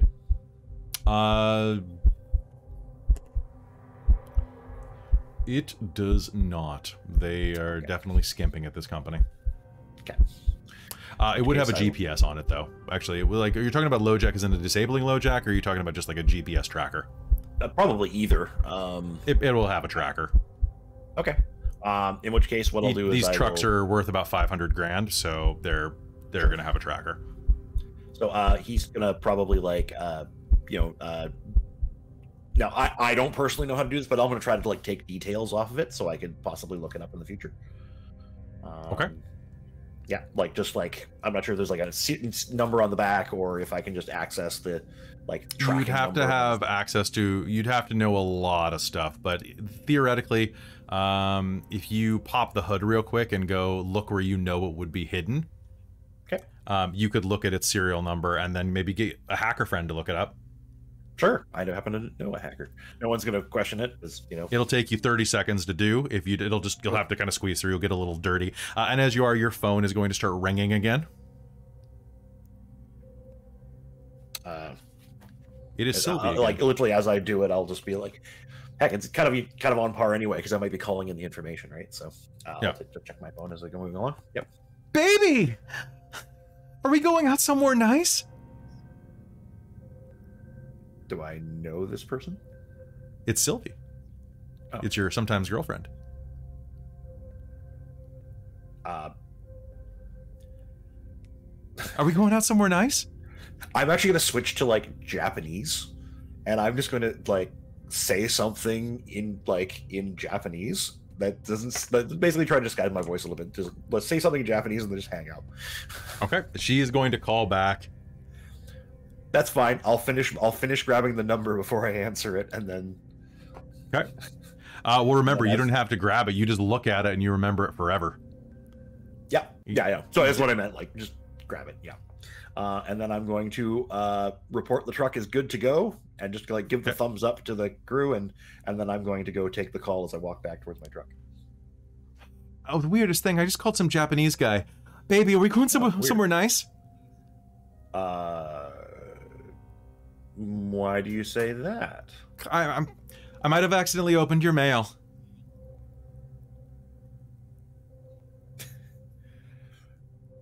Babe, we talked about this boundaries stuff before, like that's my mail. That's you're supposed to leave that alone. And you're my mail.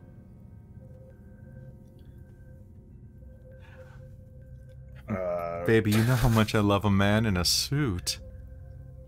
All right, well, tell me what you found. Because I wasn't expecting anything, so surprise me. Well, it looks like you've got a pickup. Looks like you're, what is this?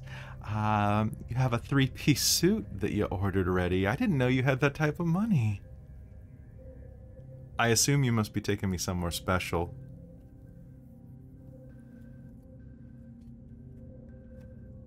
Three-piece suit. Does it say who it's from?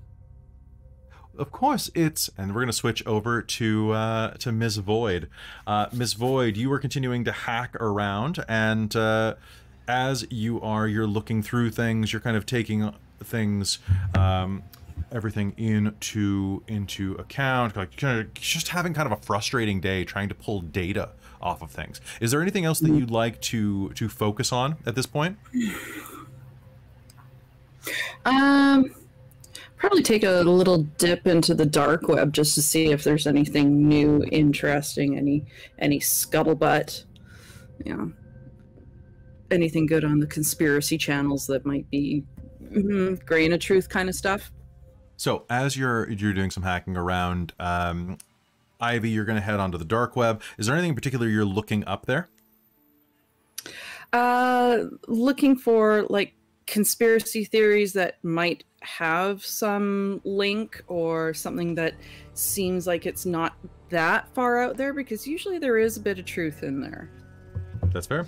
Why don't you go ahead and give me either either intelligence or stamina, depending on how long you're going to do this, plus investigation, probably. Okay, I'll go intelligence and investigation. Now, Cool. do I get to use my online search specialty? Yes, you do. Yes, So that's I an do. extra dice. Extra dice. Extra chance. Let's see. 1, 2, 3 successes. 3 successes. All right. So looking 3. around, you are going to see that there are a couple of conspiracy theories about today's news. The first off is there's a conspiracy that, of course, the virus is a government hoax, and it's the U.S. trying to weaken Canada's economy. Can't you tell? Just look at the way the dollar is plummeting right now. This is a giant hoax because we're going to be annexed and we're going to lose our culture. So that's a big one. Yeah. Zip. That's just... That's just, Okay. yeah, that's just garbage. Dog whistling. Okay. Fair. Anything else? Oh, yeah, totally. You are going to see... Let's see what else there is. There is a conspiracy that Armin Schultz, the celebrity chef, is actually running a trafficking ring out of the basement of his new restaurant, and it's a cover because he is a West Coast elite. Actually, an East Coast elite because he's originally from like New York, New Jersey area. Who has opened this in order to transport human meat between his restaurants across the world. The human meat angle might be a bit far, but it's possible. Human trafficking, possibly undocumented immigrant workers. I would circle that one. Yeah, Okay. that one's worth a bit of a dive. Okay. And then the other thing that you are going to see between the lines is that the Lumley Key fishery in Richmond was burned down due to a triad war between the triads and maybe the Yakuza. There's no like clear assumption of who the other person was, but yeah, everybody knows that the Lumley Key fishery is owned by the triads. They use it to smuggle drugs in. Okay. Like Vancouver's one of the biggest harbors in the world. It's the biggest it's the biggest harbor in Canada. So they use it to smuggle all sorts of drugs, people, all sorts of stuff. Did you know that you can buy a human life for $400? Mm-hmm. This is all just in the message. And yeah, somebody decided to go vigilante and blow the place up, or maybe it was a mafia thing. I hear that like the Italians are working their way up here, and then some other people posting back, it's not the Italians, it's the Jewish mafia. Oh, it's not the Jewish mafia, it's the Yakuza. Oh, it's not the Yakuza, it's the fashion police. That guy got banned. And then there's some people who say it's a government conspiracy because they're importing COVID from China, and it just kind of devolves from there. Because it's the dark web. Okay, I would look into the triad Yakuza angle because of Brendan Lum's connection to the triads. And sorry, so what was the name of the fishery again? The Lumley? Lumley Key. I'll put it in our chat. Key. Okay, thank you. So Lumley Key is a fishery that's owned by several families, and Brendan Lum's family that's actually the initial industry that his father started. Okay, I was gonna say, is it too? He's second generation Canadian, and his father bought in on an investor's visa, which was a real thing in Canada, where if you invest 100 grand into the economy, you get a permanent residency. I say as a permanent resident of Canada who did not go that way, because I don't have 100 grand. Yeah, I'm pretty sure that, out of character, I'm pretty sure the conservative government instituted that in the 90s, which doesn't hit the timeline, but it does in the World of Darkness, because I love the idea of buying citizenship. I mean, I don't love it. I love it as a device. Plot device. As a plot device, it's great. Plot device. Yes, it's a great plot device. Anyway. Okay. So yeah. So looking into that,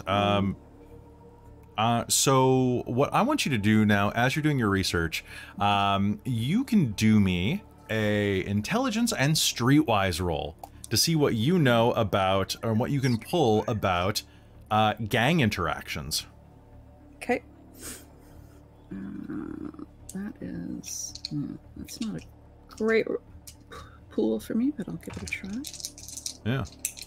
It's a little outside of your scope, I think. Come on, criminology vibes. And they did not help me at all. Nothing. Nothing?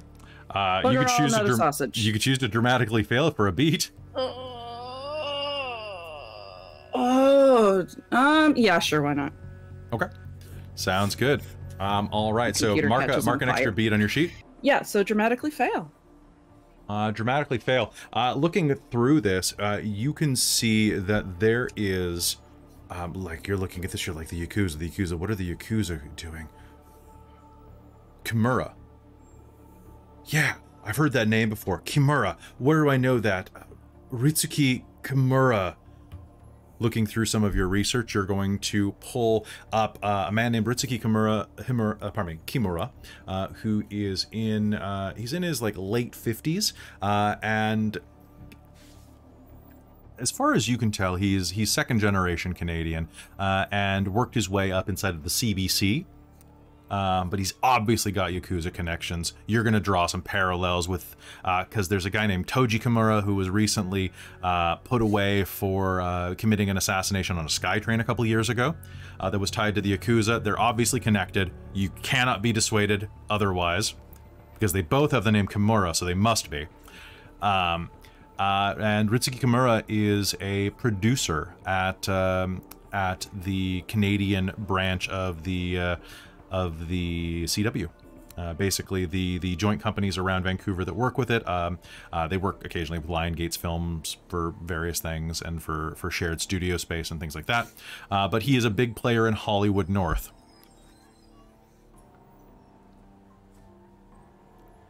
And as you pull up a photo of him, he's a handsome Japanese man, slight receding hairline, widow's peak, barest bit of a beard and a goatee that he's tried to grow, and he's not much of a facial hair guy. But it's him, like, smiling, standing next to a bald, British-looking man who's kind of grinning back at him. And it's brokering a deal between Kimura and Duncan. Like the donuts? Oh no, like the Vancouver city producer. So Duncan is a producer who goes back and forth between LA and Vancouver. He is one of the few people in North America that is mononymic, I believe is the term, like Teller or Cher. Okay. Or McG. McG. I was just thinking McG. McG is not actually a mononymic, that's just a stage name. I actually had to look up the Cher thing the other day for a different game. As you're looking at that, yeah, no, it's with the famous Vancouver and Hollywood North producer, Duncan. There's something sketchy about this. And as you are thinking that, it's about 3 o'clock in the afternoon, and you're going to hear, chunk, chunk, chunk. Because you have an apartment building, right? Yes. Okay. The door to your apartment actually, is it a traditional apartment building? Or is it like a subdivided house? No, I would say it's an apartment building. She's got money, but nobody really knows how she made it. There's, I don't know, sketchy tech girl, you know, whatever. Sounds good. There will be a knock on your door.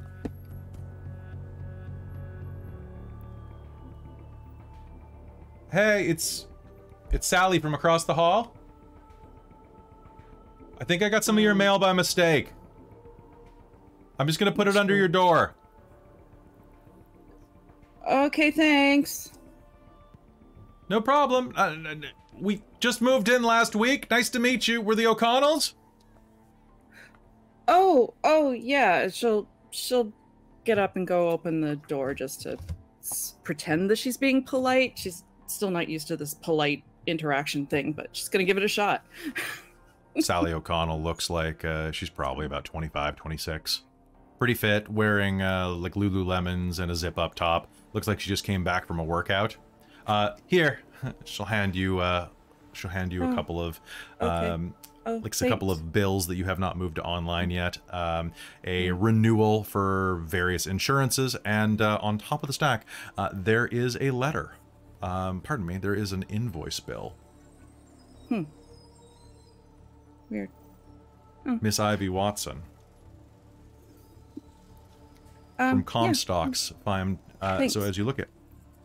Yeah, no problem. If you need anything, my girlfriend and her husband are just across the... Okay. Okay, thanks, bye. Sure. Okay, and you'll just shut the door in her face, just bam! Yeah, just because she's, like, engrossed in this now. It's like, what the heck is this? Thanks, bye. And as you turn around, it is an invoice from Comstock's Fine Tailoring. And as you tear open the label and take a look at it, you are going to see that it has a number of details in it. In fact, all of you look at it as you open your individual lists. Breaks down a 3-piece suit ordered for each of you. Same location, same invoice number, same time. Looking at it, you can draw the immediate data out of it. Comstocks is a place where an exile works. He owns the place in the guise of an old British man. He runs this tailor shop. Fittingly enough, the man is known as the Tailor. A former angel who now works as a purveyor of gadgets and a fence for etheric goods. And a bit of an information broker. In there, you can see that inside of the invoice, it very clearly, to your keen demonic eyes, asks that you attend his shop to pick up your suit no later than 6 p.m. today. Is anyone doing anything before they head down? Ivy's gonna, like, trace the Google map in her head. Figure out where that is. Put the address in. His address is down... it's down along East Hastings Street. Amidst a series of shops kind of like very near to Chinatown, where that part along East Hastings where all of the buildings start being crammed together and you really don't want to have a shop there. Before or after the bridge? I'm trying to remember which side is worse. Depends which... Probably after the bridge. Probably. After the bridge before you get to Pigeon Park. Okay. Yep. It's very near the East Hastings sign. You know, the one at night that's turned on, it's all red? That looks like it's out of The Crow? Yes. It's like the Hastings Hotel? Yeah, okay. Yeah. It was probably a good area about 50 years ago, but is no longer. Yeah. Okay. Emmett will probably finish up his workday and bid adieu to Navi for the day, head back and change over to Daphne again. Sounds good.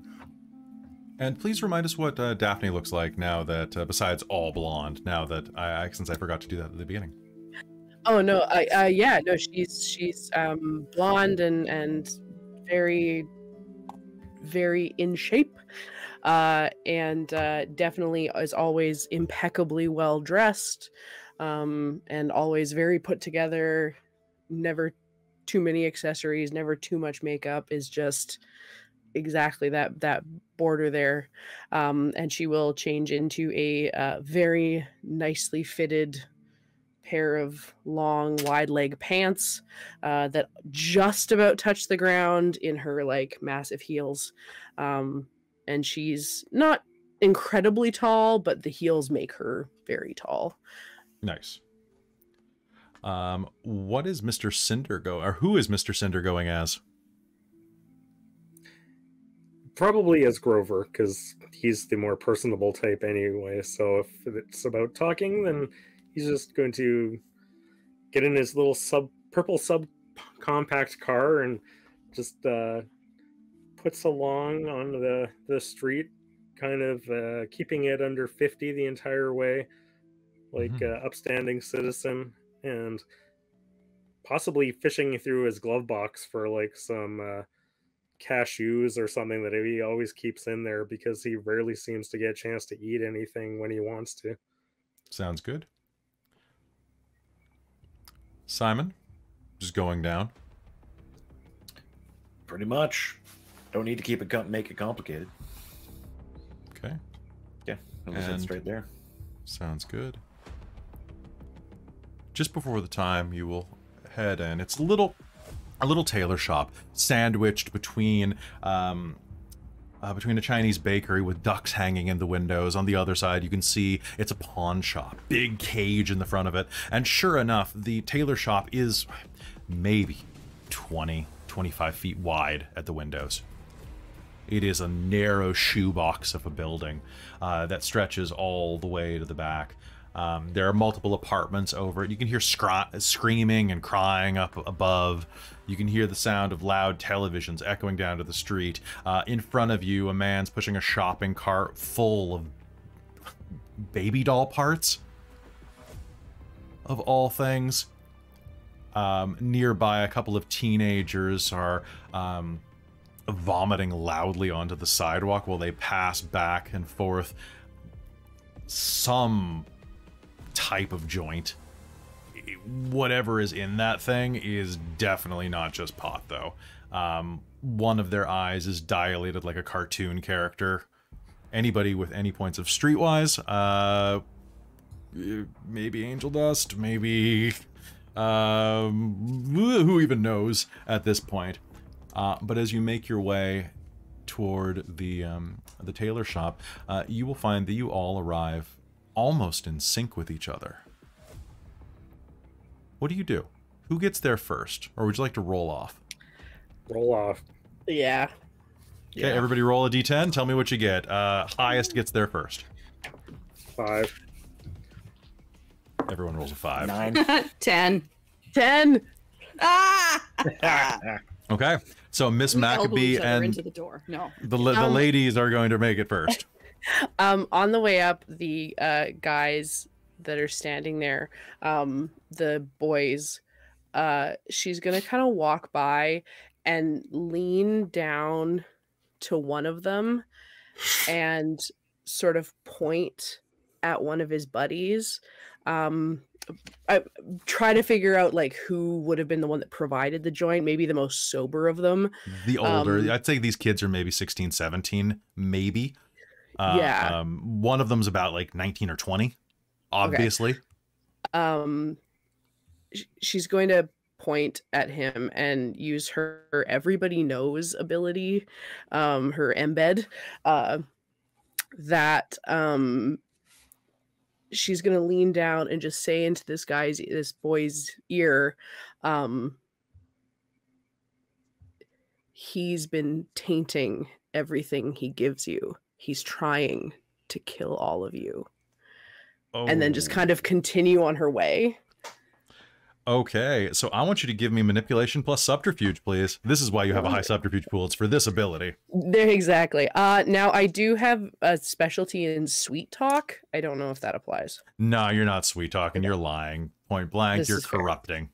Yes. If you'd said sugar, maybe, but... Yeah, exactly.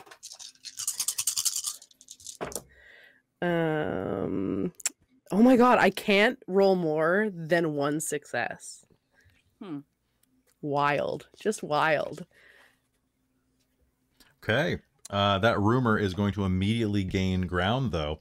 And one moment, let me just roll something real quick. Okay.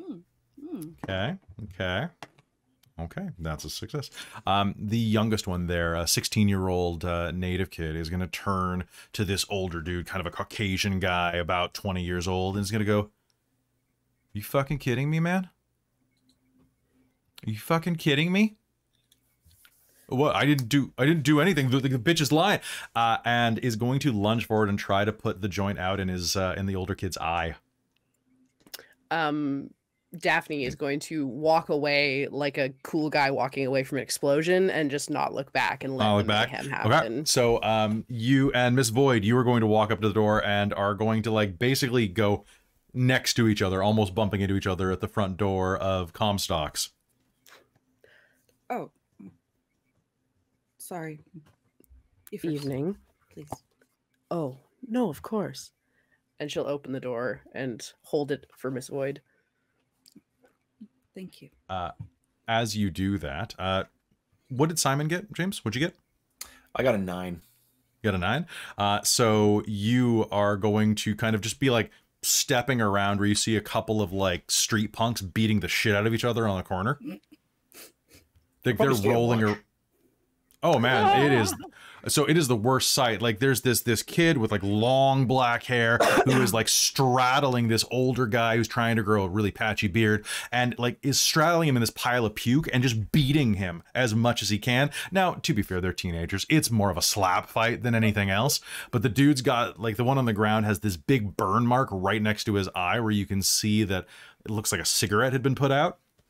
And they're just screaming and wailing on each other while two of their friends as well. This one girl in a big baggy, almost like a fireman's yellow jacket, is trying to pull the one kid off. And the other one is just kind of like processing the situation before looking at you. "I don't want any trouble, man."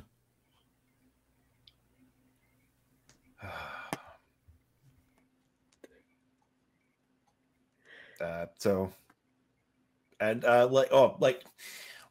think Simon's gonna be like, "Not my business." And with that, the other one's gonna start kicking the guy on the ground in the head. Actually, okay. So sorry. Like, if he starts like, so it looks like it's heading towards like murder or something like that. You know, they're wearing like tennis shoes, but like, yeah, it's not gonna be a pleasant thing in the morning. Do I get any I'm gonna sense Aether. Okay. I would have had to spend one. That's fair. Go ahead and spend a point of Aether. You can see that there is like a little trail that kind of wisps down toward the front door of the shop, which is kind of glowing a bit, like as they touch the doorstep. I feel like Daphne hasn't quite walked in yet and will like notice, and it will just kind of like lean against the open door and say, "Come along, Simon." Do I recognize her as the source of this thing? Oh, yeah. And one thing before we continue, though, do you only know each other as your demonic names? I guess that's the question. That is a good question. I don't think does it matter? It depends. Do you want to reveal that aspect of yourself? Or do you use code names with each other? So are you only Mr. Dredge? I would probably only go by Mr. Dredge because I only have the one, so I'm not risking it on you guys. Yeah, no. That's fair. Yeah. So in that case, then she says Mr. Dredge. I give it away anyway. Have I figured it out? Well, yeah, we'll lean against the door and say, come along, Mr. Dredge.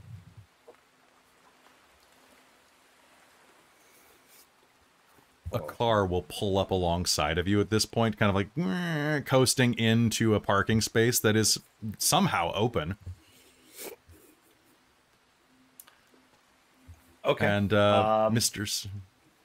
Yeah. What do you do? Well, I think he's gonna glance at the fight going on, glance back over at the door to the Tailors. Fuck, leave him alone! Leave him alone! I got his wallet! Go, go, go! And the kids are gonna break and start to scatter, leaving the guy on the ground. You can try to interject as they run away, or you can check on the guy, or what? I'm gonna, yeah. He's gonna like kind of like try to turn away, and he's gonna just, and he's gonna he's gonna turn and go and kind of check on the guy. Okay. The guy is beaten pretty well. His nose is broken. He's got a couple of loose teeth. For a more detailed thing, I want you to make me a wits and medicine roll. Sure. Wits and medicine. While he's doing, terrible. Maccabee is probably will like see this happen and kind of go and roll their eyes and walk into the tailor shop. Sounds good. And Miss Void, you're head inside as well. Mm-hmm. Yes. Sounds good. So, Mr. Cinder, you pull up in your car as your associate is leaning over this like teenage scruff. He basically looks like Shaggy. And how many successes did you get, Mr. Dredge? I got none. None? So looking over, like, he'll live. Okay. He looks like he just basically got beat up and robbed. Okay, so I'm probably gonna like take him out of the under the armpits, and I'm gonna help him up so he's leaning up against the wall. I didn't do anything. I didn't do anything. Blood's pouring down his nose. I just wanted to get high. And actually, I'm gonna lean close. I'm gonna be like, maybe this should be a turning point for you. There are people out there that can help you. And I'm gonna use one of mine. I want to use special message and just make that resonate for him. He doesn't have to act on it, but it's gonna be like a revelation, kind of like it's gonna be a big moment in his life. Okay, yeah, it's gonna have energy behind it. Manipulation plus expression, please. All right. So I've got 3 expression. My specialty one, and sorry, what was it? It was expression and manipulation. Manipulation. Okay. Yeah. So normally it's about embedding this in art. So is there a way that you can kind of impart this? Like, do you hum a song? Do you give him a bit of improv poetry to do this? Like, what's the medium? Well, the medium can be, as far as I understood, it could be anything. It could be in spoken word as well. It just changes, like there's a resonance to it. It can be stored in material stuff. How about point out some really cool graffiti? I have seen some amazing art downtown, specifically about addiction and drug use. Yeah. So I would have to make the graffiti. No, you don't. Actually, the wording here: a demon manipulating the concept of revelation can encode a message into a piece of art, even one he did not create himself. Oh, okay. In which case, yeah, I'd probably glance back at like the graffiti up around the corner, and he's gonna see it. Maybe he's been smacked in the head so much, he's gonna see it almost kind of animating, and like he's gonna see angels in it. Sure, give me the roll. Yeah, let's do it. 1, 2. I got 2. 2 successes. He's gonna kind of look at it. His eyes are already pretty dilated, but they're gonna dilate a bit more as he kind of looks at it. He's like, I just. And as he's kind of like trying to like breathe a bit better, he'll eventually clue in that he has to breathe through his mouth at this point. Mr. Cinder, what are you doing as you're watching your co-worker, your co-spy, take care of this beaten street punk? He's attaching some anti-theft club to his steering wheel, concerned about the part of the town that he's in, just questionable surroundings, and get out and shake off a bunch of the debris of cashews off of his little vest and his bow tie, because that's what Grover wears. And kind of start headed towards the shop, and then suddenly stop and look over. And, oh, look at you, Mr. Dredge. Did you have to mug a street kid? No, Mr. Cinder. Just a poor kid having a bad day. I don't have anything going on, man. Like, this is the only thing that makes it better. Oh, you know what you should do? You should go adopt a cat. A little friend might do you some good. I know plenty of little cats that need someone to look after them. And, those cats look after them, too. Anyhow, I've got an appointment I got to keep. Mr. Dredge, you coming along? Yeah, I'm coming along. Okay. Man, do you have any money? You have a good day. Bye. Go play with your friends or something. Scoot. I gotta know where to go. If they find me, they're gonna kill him. They're gonna beat the fuck out of me, maybe kill me. I'll take $10 out of my wallet and talk to him. Okay. He'll take it. What am I gonna do for $10? I need lots of money. Maybe I'll go see Rico.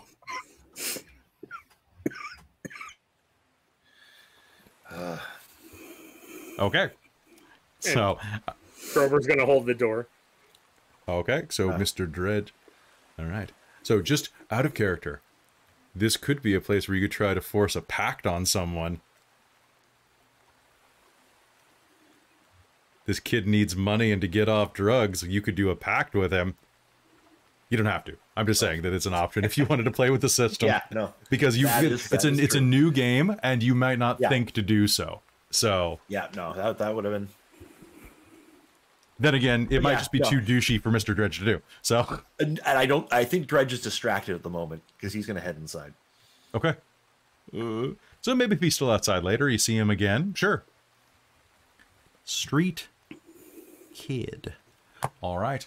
Rain begins to spatter outside, as it tends to do on a Vancouver April day.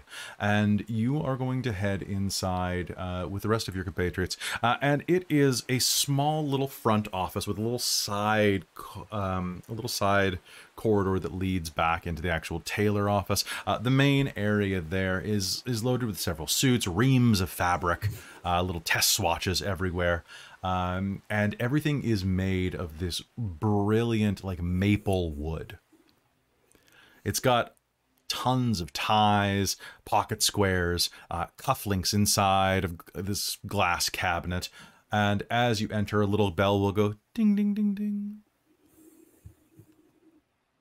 And you will all enter together with the sound of the rain fading behind you.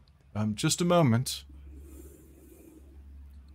A tall man will round the corner at the back, dressed in a white tab blue shirt collar, button up with his sleeves rolled up above the elbow. He has a pair of sleeve garters on, or shirt garters, that are holding it up.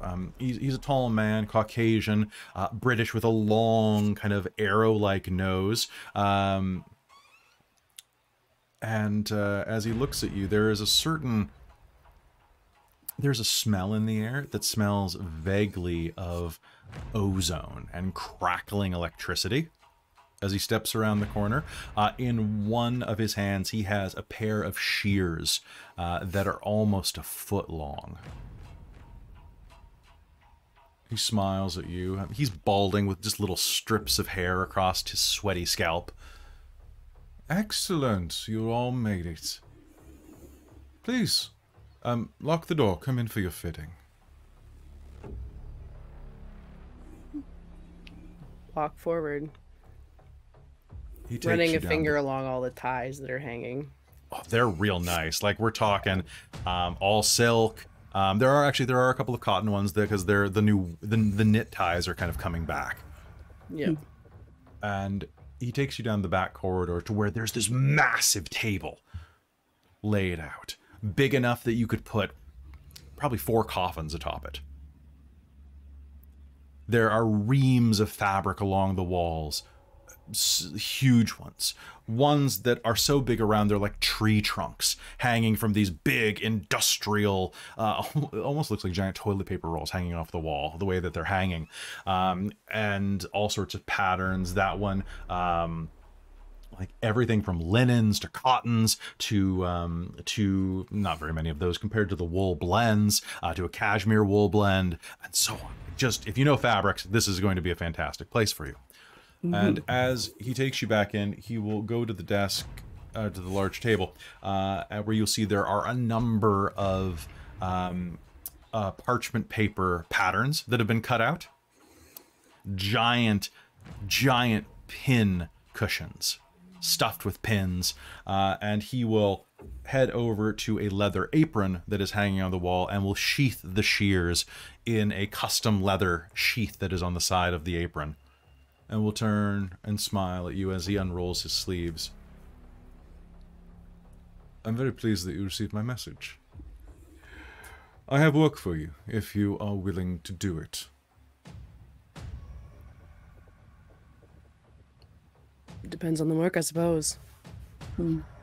Yes. Do you know one of your ilk, one of the fallen, named Mr. Hour?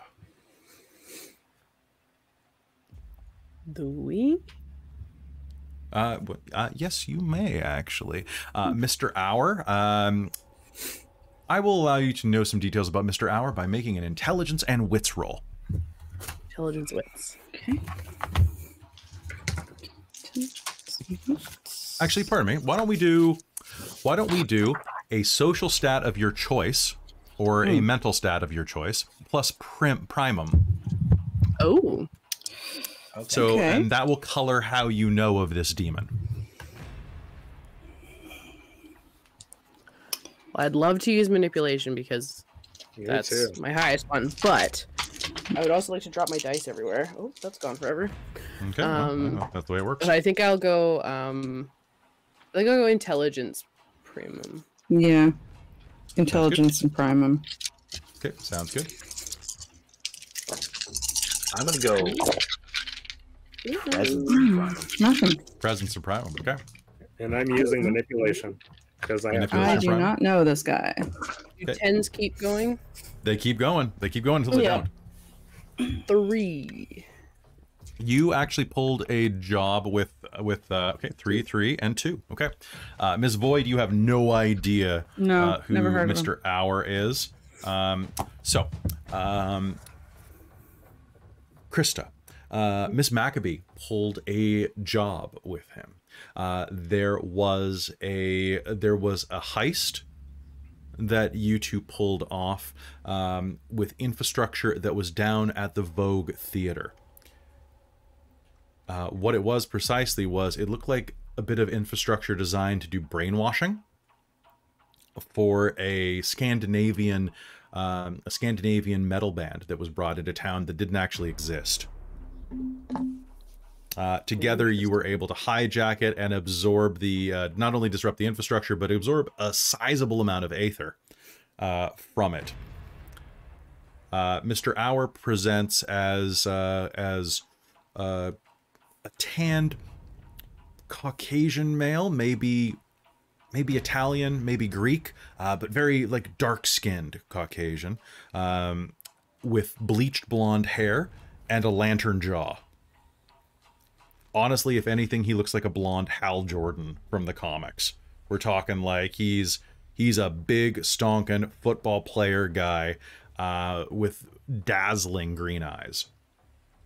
Probably could have been a model before he was taken over. Mr. Dredge, with you used presence.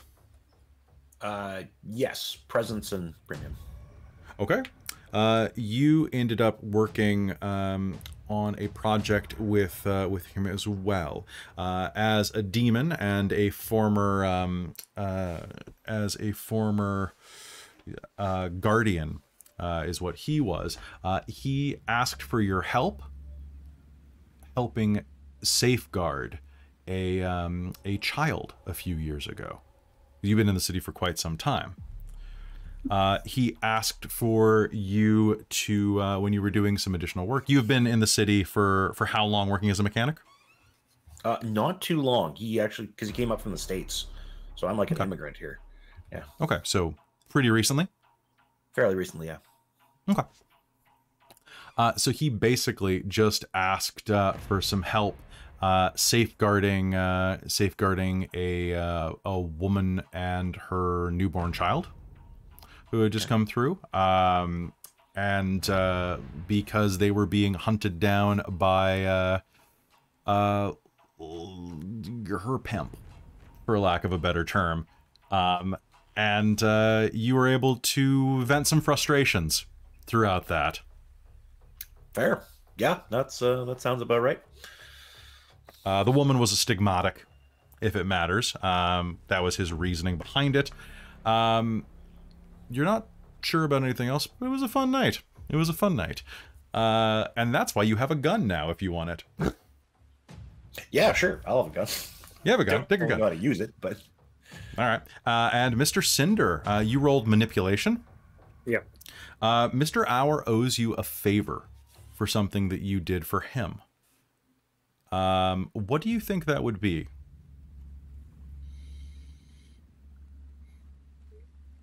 Probably one of his covers might have slipped, so had to go and manipulate a bunch of other witnesses. I do have the ability for, what's it called? Memory theft.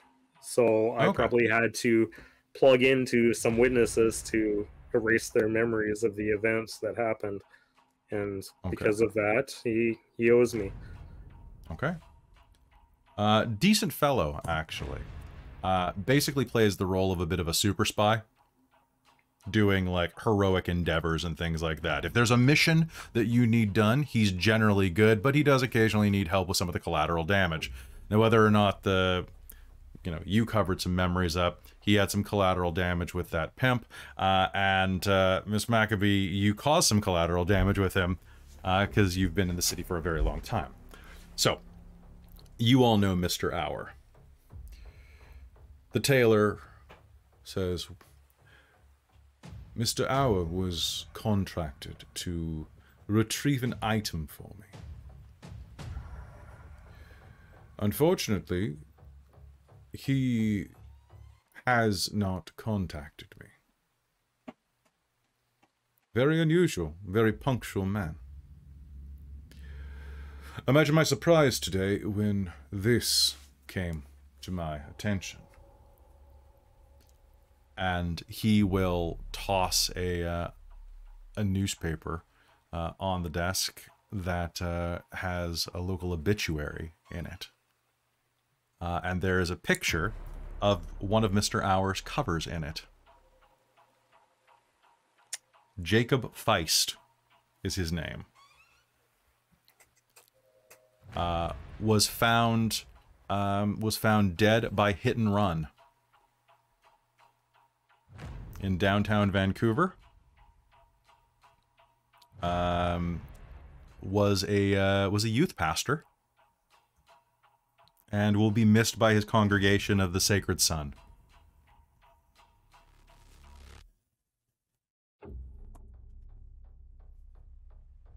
I believe that he had procured the item when his death occurred.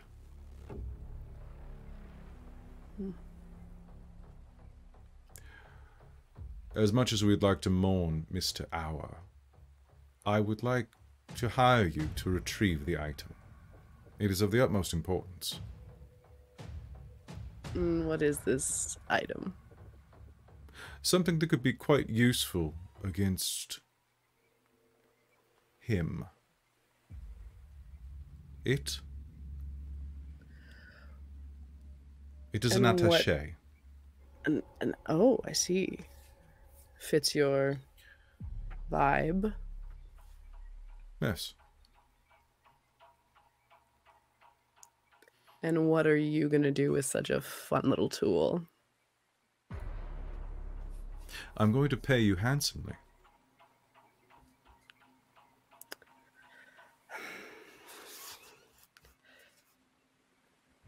Well, I can't deny a mystery. I'm in.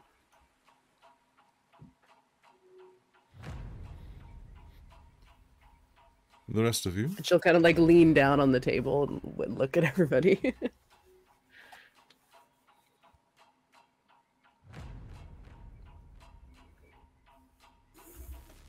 Grover's eyeballing a particularly nice looking suit. I'm assuming that you're going to give us a down payment, and he'll like hold the arm of it across his chest. I absolutely could. Would be no problem at all. Well, then I'm absolutely in. As for specifics, I can provide each of you one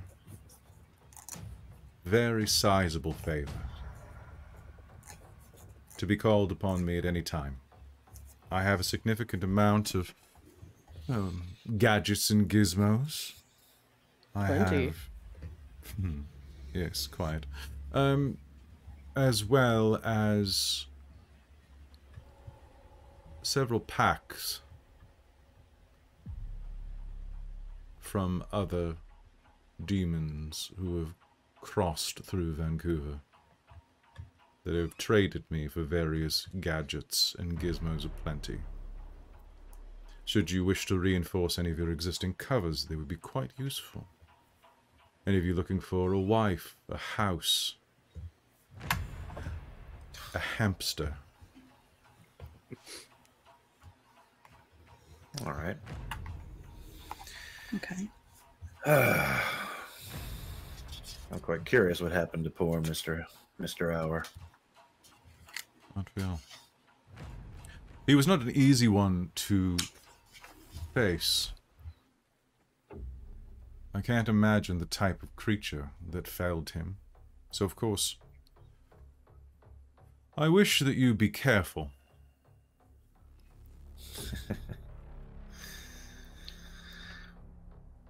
One moment.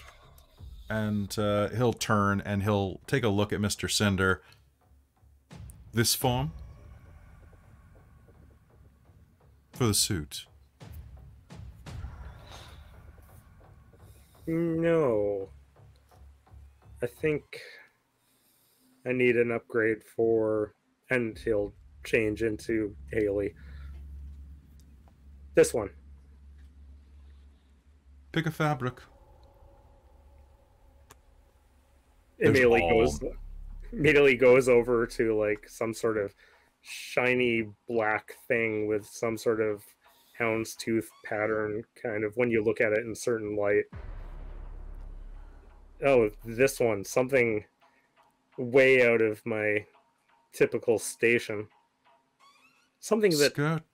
someone could potentially take me to somewhere expensive for a change. Well, yes, absolutely.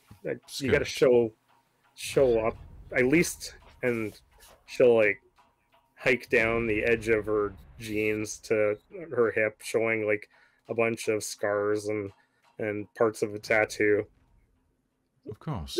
This far up, even though she's showing down. Of course. I'll get right on it. Miss Void. You're in? Yes. Excellent. Yes, I'm in. I suggest you look into this matter immediately. He begins taking the ream of fabric off and rolls it out, looking at you. He'll quickly begin freehand tracing a pattern with a double-sided pencil onto that, just kind of eyeballing you in this perfect, almost like mechanical precision. I should have this ready for you quite soon. Oh, I trust your expertise. Expertise is all I have at the end of the day. Unfortunately, Mr. Hour died at a most inauspicious time. To help you out, I have acquired a bit of intel. There's a bit of a time limit on finding this case. An agent of the God Machine is being dispatched to retrieve it as we speak.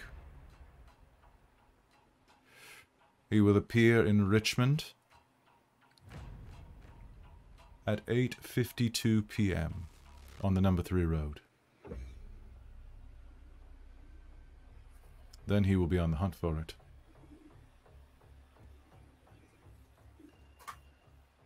Well, I hope someone brought their car.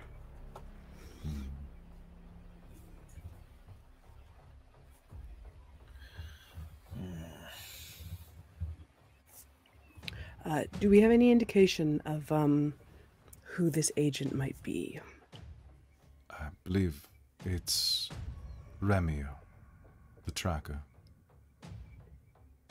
Most inhospitable.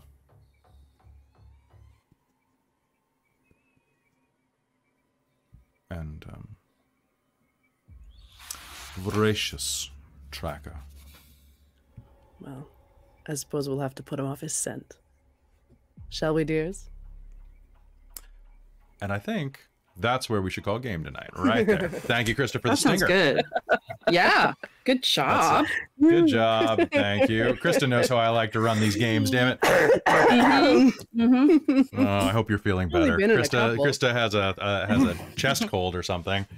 A throat infection. We have chest infection?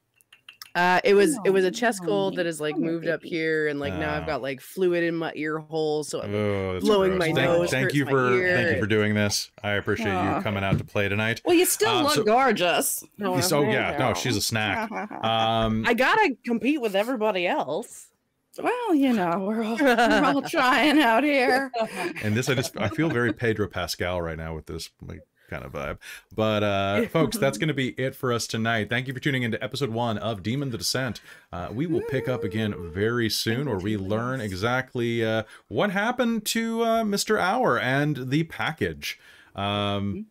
It's going to be a fun time. is. I want to know what it You probably is. shouldn't open it. You probably shouldn't What's open in it. the box? You probably shouldn't. What's Open in the it. box, man?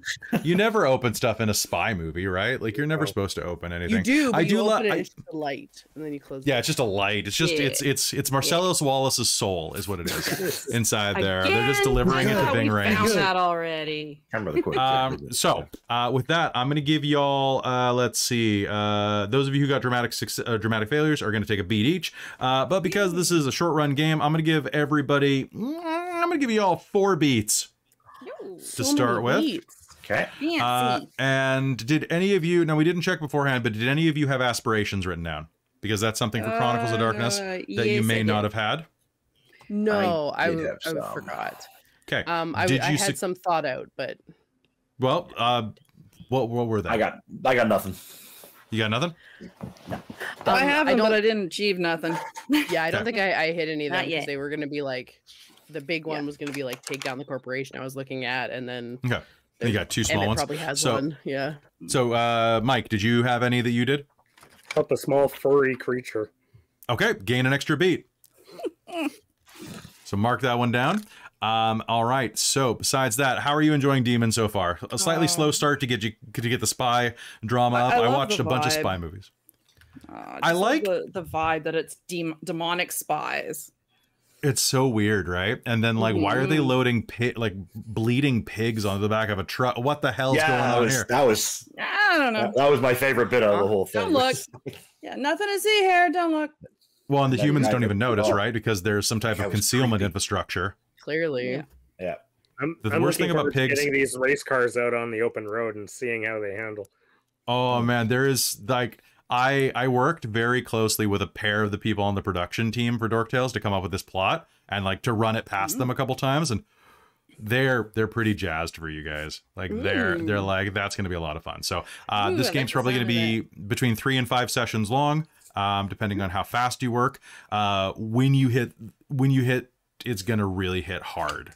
So I'm not Okay. going to know until you get there. But folks, that is going to be it for tonight. Thank you so much for tuning in to Demon the Descent. I hope you enjoyed this. If you did, give us a like, give us a follow, smash any bells that you might find on the ground. And a big thank you to our Patreon. Patreon gets these games first by about 3 months. So it is April for us right now. You're not going to be getting this in the real world until July. But if you join the Patreon, you'll get them 3 months in advance. We run at least one Chronicles of Darkness game a month, as well as, by this point, Star Trek Adventures. Strixhaven gets 2 games a month. Then there's Technocracy, and the Radiant Citadel will have started at the end of May. So that's like 6 or 7 games a month. And there's more coming all the time that you could get advanced access to. So big thank you to our Patreons. Patreon supporters, in specific to Soul Omen, our world building producer, to pardon me, to my mom and my stepdad, who are our divine producer, to Precarious, who is our demonic producer, to our wizards of the Patreon, Tammy the Forever Cleric and Ink Goblin, and to the High Council of the Patreon, Taryn the Traveler, Buddy, Trezelta, Amberthist, Cubby Gummy, Raven with Baubles, Karasha Urquhart, Drew Thompson, Sergio, Chef Aladeth, Larouk, Sorcerer Sanguine, and Mike Baxter.